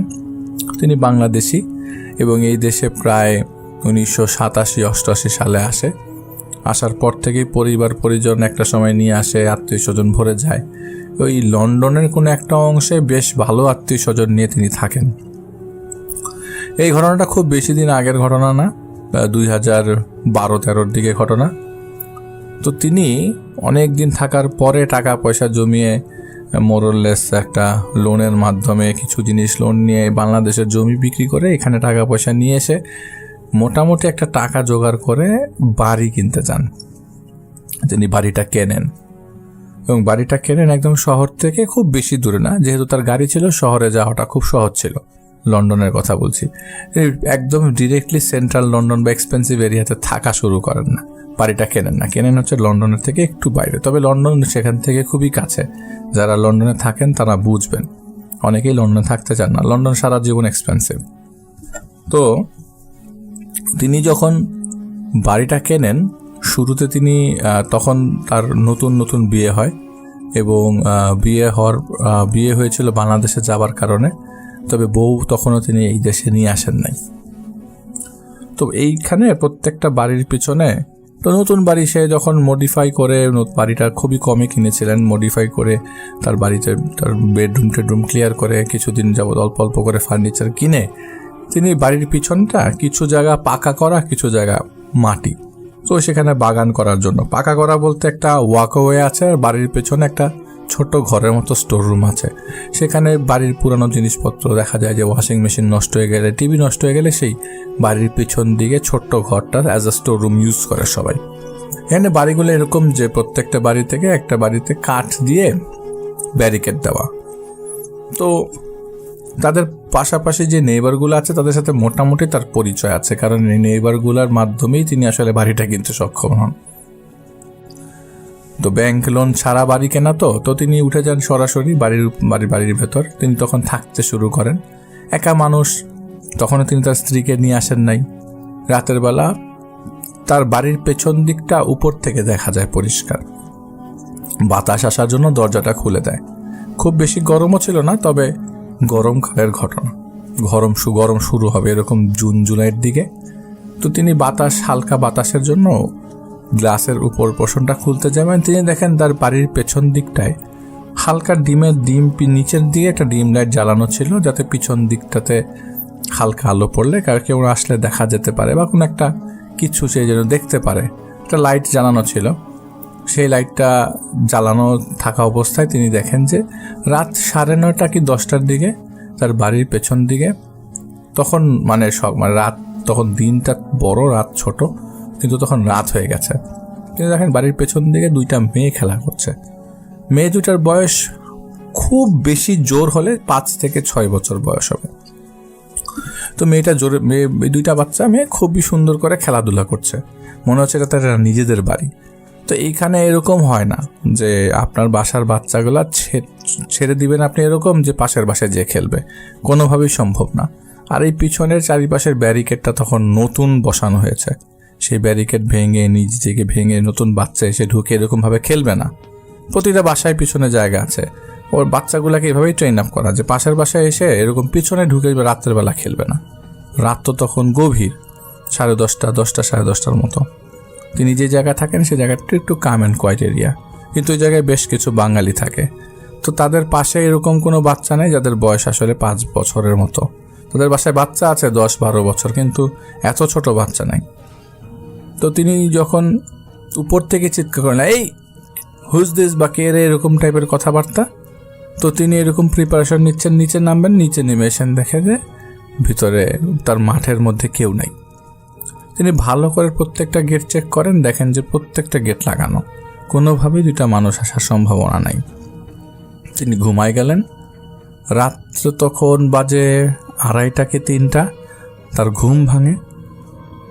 ঘুম ভাঙার পর তিনি যখন সেই গ্লাসের মধ্যে দিয়ে আবারও তাকান, তিনি উপরে উঠেন। উপরে উঠে বাথরুম সেরে এসে যখন খাটে ঘুমাতে যাবেন, তিনি জানালাতে চোখ পড়ে, নিচে 2টা বাচ্চা আবারও খেলাধুলা করছে। সেই 2টা বাচ্চা, দুইটা বাচ্চাকে রাতে 10টা, 10:30টার দিকে দেখেছিল। এইবার তিনি ভয় পেয়ে যায়। এবার ভয় পাওয়ার কথা, কারণ এত রাতে, গভীর রাতে এরকম বাচ্চারা দৌড়াদৌড়ি করার কোনো মানেই আসে না। তো তিনি বারবার চিন্তা করেন যে জিন দেখছেন কিনা, ভূত দেখছেন কিনা। তিনি চুপচাপ পর্দাটা সরিয়ে তিনি ঘুমিয়েছেন। 5-7 দিনের মধ্যে তিনি আর অ্যাক্টিভিটিস এরকম দেখেননি, বাড়ির পেছনের অ্যাক্টিভিটিস দেখেননি এরকম। আর এরকমটা যে ওনার সাথে হবে এরকম জিনিস তো তিনি চিন্তা করেননি। হয়তো 7 থেকে 9 দিন পর তার যখন ছুটি শেষ হয়ে যায়, কাজ করতে ঢুকে যায় তিনি, তো অফিস শেষ করে তখন রাত হয়ে গেছে, 10টা, 10:30 বাজে। তিনি নামাজ কালাম পড়ে তিনি শুয়ে পড়েন, ঘুমায় যান। এবার বাড়ির পিছন দিকে আবারও সেই ঘটনায় আবারও সেই শব্দ শুনতে পান যে কেউ খেলছে। তিনি প্রথমে খসখস শব্দটা পান, মনে হচ্ছিল ঘাসের মধ্যে কেউ আস্তে আস্তে পাড়া দিয়ে ঘাসের মধ্যে হাঁটছে। হাঁটার শব্দটা তখন আস্তে আস্তে হাঁটার থেকে জোরে জোরে দৌড়ানো শুরু হলো। শব্দ পাচ্ছিলেন যে মেয়ে ছোট ছোট 2টা মেয়ে বাচ্চা যেভাবে হেসে হেসে খেলা যায়, ঠিক একই শব্দটা পাওয়া যাচ্ছে। তো তিনি এবার উপর থেকে নিচে নামতে গেলেন না, ডাইভার্ট হচ্ছিলেন না, তার চোখ ওই জায়গাটায় দিয়ে রাখছিলেন। তো তিনি জিজ্ঞেস করেন, এই যে তোমরা এখানে কোথার থেকে এসছো, মানে ইংলিশেই জিজ্ঞেস করেছেন, তোমরা এখানে কেন এসছো, তোমাদের বাসা কোনটা? তো ওই 2টা মেয়ে দেখায় আমাদের বাসা হচ্ছে পাশের বাসা। আমাদের পাশের বাসা, তো তোমরা বাসায় যাও, বাসায় যে ঘুমাও, রাতের বেলা এখানে কি করো? তোমাদের প্রতিদিন এখানে আসো, তোমরা রাতের বেলা এখানে এসো না, তোমাদের বাসায় যাও। এরকম বলে সে পর্দাটা লাগিয়ে দিয়ে ঘুমায় যায়। রাত্রে এর আবারও সেই একইভাবে রাত্রে 3টা, 3:30টার দিকে তার ঘুম ভাঙে। বাসার ভেতরে তার যে সিঁড়ি আছে না, নিচ থেকে উপরে আসার যে সিঁড়িগুলো তো কাঠের হয়, কেউ হেঁটে আসলে শব্দ একদম পরিষ্কার পাওয়া যায়। তিনি দেখেন যে কাঠের যে বাড়ির ভেতরে যে সিঁড়ি আছে, সেই সিঁড়ি বেয়ে নিচ থেকে কেউ উপরে ওঠার শব্দ তিনি পাচ্ছেন, কটর কটর শব্দ। আমি যদি দেখাতে পারতাম, আমার নিজের বাসাটাও কাঠের বাসা, তো হাঁটলে একটা কটর কটর শব্দ একদম বোঝা যায়। যেমন আমার ওয়াইফ যদি পাশের রুম থেকে আসে, আমি অনেক দূরের রুম থেকে বুঝতে পারি যে সে হেঁটে এদিকটায় আসছে, কারণ ওই যে কাঠের তৈরি, এক পাশের কাঠ থেকে বাড়ি খেলে বোঝা যায় যে কেউ আসছে। তো যাই হোক, তার মনে হচ্ছিল যে নিচ থেকে কেউ উপরে উঠছে। তার দরজার পাশ দিয়ে হেঁটে তিনি যে রুমে ছিলেন সেই রুমের দরজাটা তিনি সাথে সাথেই শব্দ পরপরই লাগিয়ে দেন। তো তিনি দেখেন, কান পেতে ভালো করে শব্দ শোনার চেষ্টা করেন। তিনি দেখেন যে শুনতে পান যে কেমন বিড়ালের ডাক এবং বাঘের ডাকের মতো একটা শব্দ, যেরকমটা হয় সেরকম একটা শব্দ আসছিল ওদের কাছ থেকে। কেমন একটা বিচ্ছিরি, অনেক শরীরের মধ্যে অনেক দিন যাবৎ প্রস্রাব করে পরিষ্কার করে না এরকম একটা গন্ধ তিনি পাচ্ছিলেন তাদের বাসার ভেতরে। তিনি নাক চেপে ধরেছিলেন। একটা পর্যায়ে কিছুক্ষণ পর যখন ফজরের ওয়াক্ত শুরু হবে, এমন সময় তিনি দেখেন যে শব্দটা আর সেখানে নাই। আর এই মানুষ একা থাকে বাসায়, তার সাহস আছে। যত কথাই বলি না কেন, যতই ভয় পাক না কেন, তিনি কিন্তু প্রচণ্ড সাহসী ছিলেন। তো তিনি খুঁজতে লাগলেন যে কই গেল, আশপাশে তো পাচ্ছে না। তো তিনি চিন্তা করে নিলেন যে এটা উধাও হয়ে চলে গেছে, আর তো নাই। পরে তিনি আবার যখন রুমে এসে দরজা লাগিয়ে একটু ঘুমাতে শুরু করলেন, তখন আবারও নিচ থেকে উপরে একটা শব্দ, এবং বাইরে দিয়ে বাচ্চাগুলো খেলছিল, যেরকম হাসির শব্দ আসছিল সেরকম হাসির শব্দ বাসার নিচ থেকে আসছে। তো তিনি নিচে তার মেইন দরজা খুলে নিচে যেয়ে দেখেন 2টা মেয়ে ড্রয়িং রুমে বসে আছে। আপনি যদি আপনার বাসার মধ্যে এইরকম দুইটা মেয়েকে আপনার বাড়ির পেছনের লনে খেলতে দেখেন, একটা পর্যায়ে আপনি দেখলেন যে তারা বাসার ভেতরে, বাসার লক করা থাকা সত্ত্বেও তারা বাসার ভেতর ঢুকে গেছে, আপনার রিয়াকশন কি হতে পারে? তিনি নিচে দেখে, প্রথমে দেখে ঘাবড়ে যান এবং বুকে ফু দেন। দেখেন যে দুইটা মেয়ে ড্রয়িং রুমে বসে আছে। তাদের বয়স, একটার বয়স হচ্ছে 5 বছর, 5.5 বছর, আর একটার বয়স হচ্ছে হায়েস্ট খুব বেশি হলে 7 বছর। তাকে দেখে তারা সাথে সাথেই বের হয়ে গেল রুম থেকে। মনে হচ্ছিল তারা দেয়াল ভেদ করে কোথায় চলে গেল। তারা আসলে সরাসরি তার সামনে দেয়াল ভেদ করেনি, তারা আসলে এমনভাবে গেল যে একটা মানুষই দৌড়ে গেছে। তারা রান্নাঘরের দিকে দৌড়ে কোথায় চলে গেল একদমই বোঝা গেল না। যখন রান্নাঘর যেতে যেতে তারা ভ্যানিশ হয়ে গেছে। তো পরবর্তী দিন তাদের বাসার নেইবারকে জিজ্ঞেস করা হয়, মানে জিজ্ঞেস করার জন্য দরজা নক করা হয়। তখন দরজা নক করার পর দরজা খুলে সব দেখে যে বাসার ভর্তি লোকজন হঠাৎ করে। তো বলে কি হয়েছে, বাসা ভর্তি লোকজন কেন, কান্নাকাটি কেন? তো পাশের যেহেতু নেইবারটা তাদের পরিচিত অনেক আগের থেকেই, তো তার কাছে যখন জিজ্ঞেস করতে গেছে যে কি হয়েছিল ভাই, এরকম আমরা জিনিসটা ফেস করেছি আমাদের বাসায়, কোনো ধরনের সলিউশন আছে বা কি, আগে বা কোনো ভাড়াটিয়ার সাথে কোনো ঝামেলা হয়েছিল কিনা। তো এখানে উপস্থিত থাকেন যেসব মানুষগুলো আসলে এসছেন, মুসলিম তো জানাজাতে এসছেন বা লাশ দাফন করতে এসছেন, তারা বলছিল যে তখন একটা ঘটনা জানা গেল এবং মোটামুটি তারা তিনি একটা জিনিস মিলাতে চেষ্টা করছিলেন যে পাশের বাসাতে তো কোনো বাচ্চা কাচ্চা নাই। তো তিনি জিজ্ঞেস করেন যে আপনাদের বাসায় কোনো বাচ্চা কাচ্চা আছে কিনা, বা মানে যারা উপস্থিত ছিলেন তারা সবাই তাদেরকে বলেন যে বাচ্চা কাচ্চা আছে কিনা। তো খুব অবাক করার বিষয় হচ্ছে তারা বলে যে আমাদের 2টা মেয়ে ছিল। খুবই অবাক করার বিষয়, 2টা মেয়ে আমাদের রিসেন্টলি অ্যাক্সিডেন্ট করে তোমরা আসার আগে ওরা মারা যায়, এবং এরপর থেকেই তার স্ত্রী সবসময় হুইল চেয়ারে মুভ করে, খুব কম কথা বলে মানুষের সাথে। তার হাজব্যান্ডই মোরলেস কাজ করে, সংসার চালানোর জন্য কাজ করে, ট্যাক্সি চালায়। তো তিনি খালি ওই জায়গাটায় দাঁড়িয়েছিলেন যখন শুনলেন যে তার 2টা মেয়ে ছিল এবং বাসা ভর্তি মানুষ ছিল, কারণ ওই দিন নাকি মেয়ে 2টার ব্যাপারে আলোচনা হচ্ছিল। তার মেয়ে 2টার জন্মদিন ছিল। মেয়ে 2টা খুব বেশি দিন আগে মারা যায় না, বছর 2-1 আগে মারা যায় এবং একটা রোড অ্যাক্সিডেন্টে মারা যায়। তখন তার গাড়িটা একদম ভোঁচকে গেছিল। তার বাড়ির সামনে একটা পুরাতন ভাঙা গাড়ি পড়ে থাকে সবসময়, যেটা কখনো কোনো সাইন হিসেবে কাউকে জিজ্ঞেস করা হয়নি। তো পুরান গাড়িটা ভাঙা পড়ে থাকে সবসময়। সেই গাড়িটার অ্যাক্সিডেন্টেই তার 2টা মেয়ে ওই জায়গায় স্পট ডেড হয়ে যায়। সেই 2টা মেয়েকেই তিনি দেখেন এবং তার ওই বাড়িটা এখনও আছে। বেশ কিছুদিন যাবৎ তিনি এই 2টা মেয়েকে দেখেন না, কিন্তু প্রায় দীর্ঘদিন যাবতই সেই 2টা মেয়েকে তিনি তাদের লনে খেলতে দেখেছেন, যেটা তিনি বলেছেন আমাদেরকে ঘটনার মাধ্যমে। আমি বলবো যে আমাদেরকে আজকে যিনি এই ঘটনাটি পাঠিয়েছেন তার নাম আবদুল্লাহ শফিক, এবং আবদুল্লাহ শফিক ভাই হচ্ছে পাকিস্তানের একজন নাগরিক।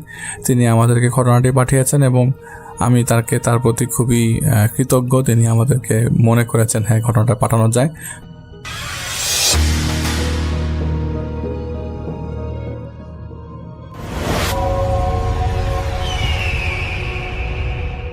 হ্যালো লিসেনার্স, হ্যালো রাসেল ভাই, আসসালামু আলাইকুম। আশা করি সবাই ভালো আছেন, ভালো দলেই আছেন। আমার নাম রিপন, আমি লালমাট থেকে বলতেছি। আজকে যে ঘটনাটা শেয়ার করব, এই ঘটনাটা রংপুর বিভাগের গাইবান্ধা জেলার একটি ঘটনা। গ্রামের নাম হচ্ছে ভরতখালী। তো ভরতখালী গ্রামের একটি ঘটনা আমি আজকে আপনাদের কাছে শেয়ার করব। ঘটনার সময়কাল ছিল 2009 সালের দিকে এবং এই ঘটনাটা 3জন যুবকের সাথে ঘটে গিয়েছিল। তাদের নাম হচ্ছে সোহেল, রুবেল এবং মাসুদ। তো তারা 3জনে হলো বর্ষার শেষের দিকে তারা চিন্তা ভাবনা করে যে তারা একটা পিকনিক করবে। তো 3 বন্ধু মিলে তারা চিন্তা করে যে তারা হলো একটা নিরিবিলি জায়গায় তারা নিজেদের মতো করে রান্না করবে এবং সারা রাত তারা আসলে আড্ডা দিবে।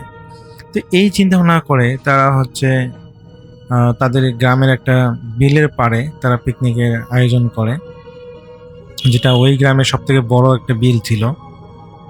তো সেই সব থেকে মজার বিষয় হচ্ছে যে সেই যে বিলটা আছে সেটা বিলের পাড়ে একদম পুরোটাই সবুজ ঘাস দিয়ে আচ্ছন্ন। এতে করে খুব সুন্দরভাবে সেখানে বসে আর কি গল্পগুজব করার মতো একটা আরামসে ঘাস আর কি, ঘাসগুলো অনেক ভালো ছিল এবং সেই সাথে চারপাশে ঘন কাশফুল ছিল আর দূরে বিস্তীর্ণ পানি। জায়গাটা একদম খুবই সুন্দর একটা জায়গা। আর জায়গাটা এতটাই নির্জন যে বিকেলের পর খুব কম মানুষই সেখানে যায়। তো 3 বন্ধু বাসা থেকে সেখানে আসলে খাওয়া দাওয়া করার জন্য তারা চুলা, তারপর চাল ডাল যেগুলো দরকার রান্না বান্না করার জন্য, এবং তারা সেই সাথে গরুর মাংস নেয় রান্না করে খাওয়ার জন্য। তো তারা সেই পুকুর পাড়ে 3 জনেই আর কাজে লেগে যায়। তাদের চিন্তা ভাবনা ছিল যে তারা প্রথমত তাদের রান্নার কাজটা শেষ করবে, তারপরে তারা আড্ডা দিবে। তো একজন চাল ধুচ্ছিলেন এবং আরেকজন গরুর মাংসটা পরিষ্কার করতেছিলেন, ধুইছিলেন, পানি দিয়ে ধুচ্ছিলেন, এবং অন্য একজন সেই চুলাটাকে ধরাচ্ছিলেন। তারা যে চুলাটা নিয়ে এসেছিল এটা মাটির চুলা। তো বিকেল গড়িয়ে সন্ধ্যা নেমে আসে এবং চারপাশ বেশ অন্ধকার হয়ে যায়, এবং তাদের সাথে তারা হারিকেন নিয়ে এসেছিল, তারা হারিকেন জ্বালিয়ে রাখে। তো সেই সময় সন্ধ্যার সময় আসলে দূরে পাখির ডাক ছাড়া কোনো কিছুই, পাখির কোলাহল ছাড়া কোনো কিছুই শোনা যাচ্ছিল না। তো সন্ধ্যা ঘুরিয়ে আসার পর তারা বেশ রান্নায় মনোযোগী দেয় এবং রান্না প্রায় শেষের দিকে। তো সেই সময় তারা তাদের ওই যেখানে তারা নদীর বিলের পাড়ে যেখানে রান্না করতেছিল সেখান থেকে তারা একটুখানি দূরে তারা একটা মানুষের মতো দাঁড়িয়ে থাকতে কাউকে দেখে। তো যখন তারা ভালোভাবে দাঁড়িয়ে দেখে যে বিলের পাড়ে দূরে একজন বৃদ্ধা মহিলা দাঁড়িয়ে আছে। সে বৃদ্ধা মহিলার বয়স 60-এর কাছাকাছি হবে। তার মাথার চুলগুলো সাদা পাকা চুল। তো তার এক হাতে একটা লাঠি ছিল, মনে হচ্ছিল যে লাঠি দিয়ে ভর করে চলাফেরা করে। শরীরে এক অস্বাভাবিক রকমের শুকনো দেখাচ্ছিল। তার মুখে কোনো হাসি নেই, যেন সে বিষণ্ণতায় ভুগতেছে, মনে হয় যে সে কতদিন থেকে ক্ষুধার্ত। তো তাদের 3 জনের মধ্যে মাসুদ মনে করলো যে হয়তো আশেপাশে গ্রামের কোনো মানুষ হবে, হয়তো সে আসলে ক্ষুধার্ত, যার কারণে হয়তো বা সে দিক দিয়ে যাওয়ার সময় তাদেরকে দেখেছে, এই কারণে হয়তো সে এসেছে। তো একজন আসলে ওই মাসুদ তাকে হাত নাড়িয়ে বলল যে নানি এদিকে আসবেন, কিন্তু সেই বৃদ্ধ মহিলাটা কোনো উত্তর দিলেন না। তিনি যেন সেখানে একদম ঠায় দাঁড়িয়ে আছেন। ঠিক তখনই আগুনের উপর রাখা হাঁড়ি ঢাকনাটা নিজে থেকে টুম করে কেঁপে উঠলো। বলতে তারা যে রান্না করতেছিল মাংসগুলো, সেগুলো ওই ঢাকনাটা হলো পাতিলটার ঢাকনাটা একটা শব্দ করে সরে গেল। তো শব্দ হওয়ার সঙ্গে সঙ্গে তারা বেশ চমকে উঠলো, এবং তারা যখন সেই পাতিলের দিকে তাকালো তারা দেখতে পেল যে পাতিলের উপরে ঢাকনাটা নিজে থেকে সরে গিয়েছে। তারা বেশ অবাক হলো যে এটা কিভাবে সম্ভব। তো সোহেল যখন আবার হলো ওই বৃদ্ধ দিকে তাকায়, সে দেখে যে সে বৃদ্ধ মহিলা আগের জায়গাতে নেই, সেটা এখন অনেকটা কাছে চলে এসেছে, তাদের একদম 10 হাত দূরে, এতটা কাছে চলে এসেছে। এবং তারা বৃদ্ধ মহিলাটাকে দেখে এতটা পরিমাণ ভয় পায়, কারণ সেই মহিলার হাতের আঙ্গুলগুলো ছিল অস্বাভাবিক লম্বা এবং নখগুলো ছিল খুবই সুচালো, কালো কুচকুচে। তাদের হারিকেনের আলোয় সেই বৃদ্ধ মহিলাকে স্পষ্ট দেখা যাচ্ছে, এবং সেই বৃদ্ধ মহিলাকে তারা 3 জন দেখে প্রচন্ড পরিমাণে ভয় পেয়ে যায়। এবং সেই মহিলা যখন ধীরে ধীরে তাদের দিকে এগিয়ে আসতেছিল, তাদের কাছে মনে হচ্ছে যে মাটি যেন কাঁপতেছে, তার পায়ে যেন এতটা ওজন যে যখনই সেই হাঁটে যেন তার পায়ের প্রতিটা কদমে যেন মনে হচ্ছে মাটি কাঁপতেছে।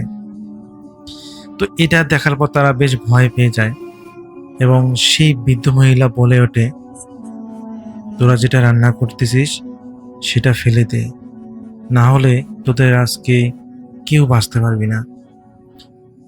তো তারা যেহেতু গরু মাংস রান্না করতেছে, কিন্তু তারা কোনোভাবেই বুঝতে পারছে না যে তাদের রান্না করার সাথে সেই মহিলার কি সম্পর্ক। তো তারা এই মহিলার কথা শুনে এতটা পরিমাণ ভয় পেয়ে যায়, তারা 3 জন এই গ্রামের দিকে দৌড়াতে থাকে। সবকিছু ফেলে দিয়ে তারা গ্রামের দিকে দৌড়াতে থাকে, এবং যখন তারা দৌড়ায় তখন তারা পিছনে শুনতে পায় সেই বৃদ্ধা মহিলা যেন একটা পৈশাচিক হাসি দিচ্ছে। তার হাসিটা এত ভয়ঙ্কর যেন আকাশ পাতাল একাকার হয়ে যাচ্ছে। তো তারা গ্রামের দিকে দৌড়াতে থাকে, কিন্তু তারা গ্রামে পৌঁছাতে পারে না। বলে রাখা ভালো রাসেল ভাই, তারা যে বিলের পাড়ে তারা যে আয়োজনটা করতেছিল রান্না বান্নার, সেখান থেকে তাদের গ্রামের দূরত্ব মাত্র 1 কিলোমিটার। নর্মালি দৌড়ে তারা যদি গ্রামের দিকে যায় তাদের সর্বোচ্চ 5 মিনিট সময় লাগবে, 5 থেকে 6 মিনিট। কিন্তু সেখানে তারা প্রায় আধা ঘন্টা রাসেল ভাই তারা তিনজনে দৌড়াচ্ছে, কিন্তু কোনোভাবেই তারা তাদের গ্রামে পৌঁছাতে পারতেছে না। তারা দৌড়াতে দৌড়াতে একসময় অনুভব করে তারা এমন একটা জায়গায় চলে এসেছে, চতুর্দিকে শুধু কাশফুল আর কাশফুল। কাশফুলের গাছগুলোর জন্য আর সামনে কোনো কিছুই দেখা যাচ্ছে না। তার উপর তাদের কাছে থাকা একমাত্র হারিকেনটাও, সেটাও তারা ফেলে রেখে এসেছে। তো এরপর রাসেল ভাই তারা যেটা দেখতে পায়, সেই চতুর্দিকে কাশফুল থেকে সেই গাছগুলো নড়তেছে। যেহেতু হালকা চাঁদনি রাত ছিল, এই জন্য তারা কিছুটা দেখতে পাচ্ছে যে কাশফুলগুলো থেকে মানে গাছগুলো প্রচন্ড পরিমাণে নড়তেছে, এবং সেই কাশফুলের ভিতর থেকে প্রায় চতুর্দিক থেকে তাদেরকে গোল করে প্রায় 10 জন থেকে 12 জন বৃদ্ধ মহিলা বের হয়ে যাচ্ছে, এবং সবগুলো বৃদ্ধ মহিলা একই রকম দেখতে। এবং সেই মহিলারা ছিল সেই তাদের দেখা প্রথম মহিলাটার মতো। তারা রাসেল ভাই এত পরিমাণ ভয় পেয়ে যায় যে বলার বাইরে। তো তারা তিনজনেই সেখানে সেন্সলেস হয়ে পড়ে যায়, এবং যখন তাদের জ্ঞান ফিরে তখন তারা সকালে দেখে যে আলো ফুটেছে, সকাল ভোর হয়েছে।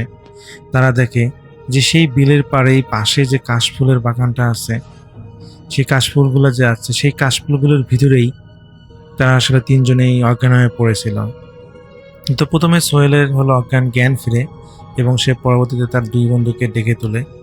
এবং যখন তারা সবারই জ্ঞান ফেরে, তো যখন তারা হলো সেই বিলের পাড়ে আসে এবং দেখতে পায় যে তাদের হলো রান্না করা মাংসগুলো সেই একইভাবে হাঁড়ির মধ্যে পড়ে আছে, কিন্তু আসলে অনেক দীর্ঘ সময় ধরে চুলা কাঠ পোড়া পর্যন্ত আসলে জ্বালিয়ে থাকার কারণে তাদের মাংসগুলো একদম কালো কুচকুচে হয়ে গেছে, পুড়ে ছাই হয়ে গেছে। এরকম বিষয়টা একদম পুড়ে ছাই হয় নাই, মানে একদম কালো হয়ে গেছে, পুরো পাতুলটা পুড়ে গিয়েছে।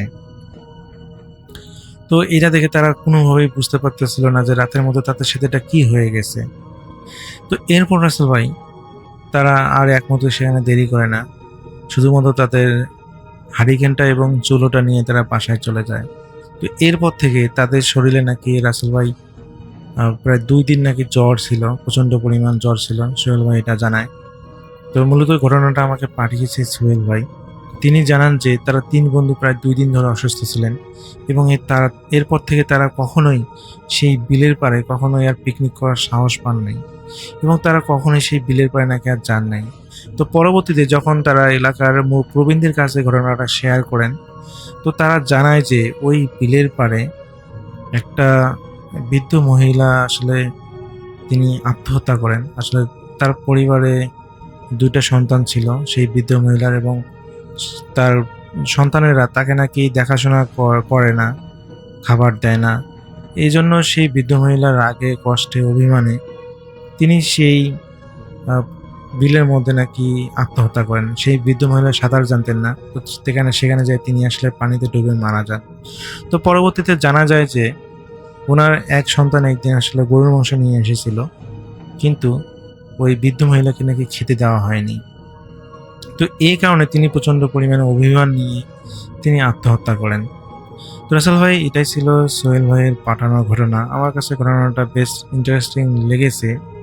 আসলে আমাদের উচিত বাবা মায়েদের সেবা করা, তারা যেরকম আমাদের ছোটবেলায় লালন পালন করে বড় করেছেন, আমাদেরও উচিত ঠিক একইভাবে আমাদের বাবা মা যখন বৃদ্ধ হন তারাও তখন শিশুর মতো হয়ে যান। আমাদের উচিত তাদেরকেও বৃদ্ধকালে লালন পালন করা, তাদেরকে দেখভাল করা, তাদের চাহিদাগুলো পূরণ করা, তাদের শখ আহ্লাদগুলোকে মেটানো, তো তাদেরকে যত্ন নেওয়া। তো রাসেল ভাই আমি বেশি কথা বলবো না, এটাই ছিল আমার আজকের ঘটনা। যদি এই ঘটনার মধ্যে কোনো ভুল ত্রুটি হয়ে থাকে তাহলে ক্ষমাসুন্দর দৃষ্টিতে দেখবেন। সবাই ভালো থাকবেন, সুস্থ থাকবেন এই প্রত্যাশায়। আল্লাহ হাফেজ।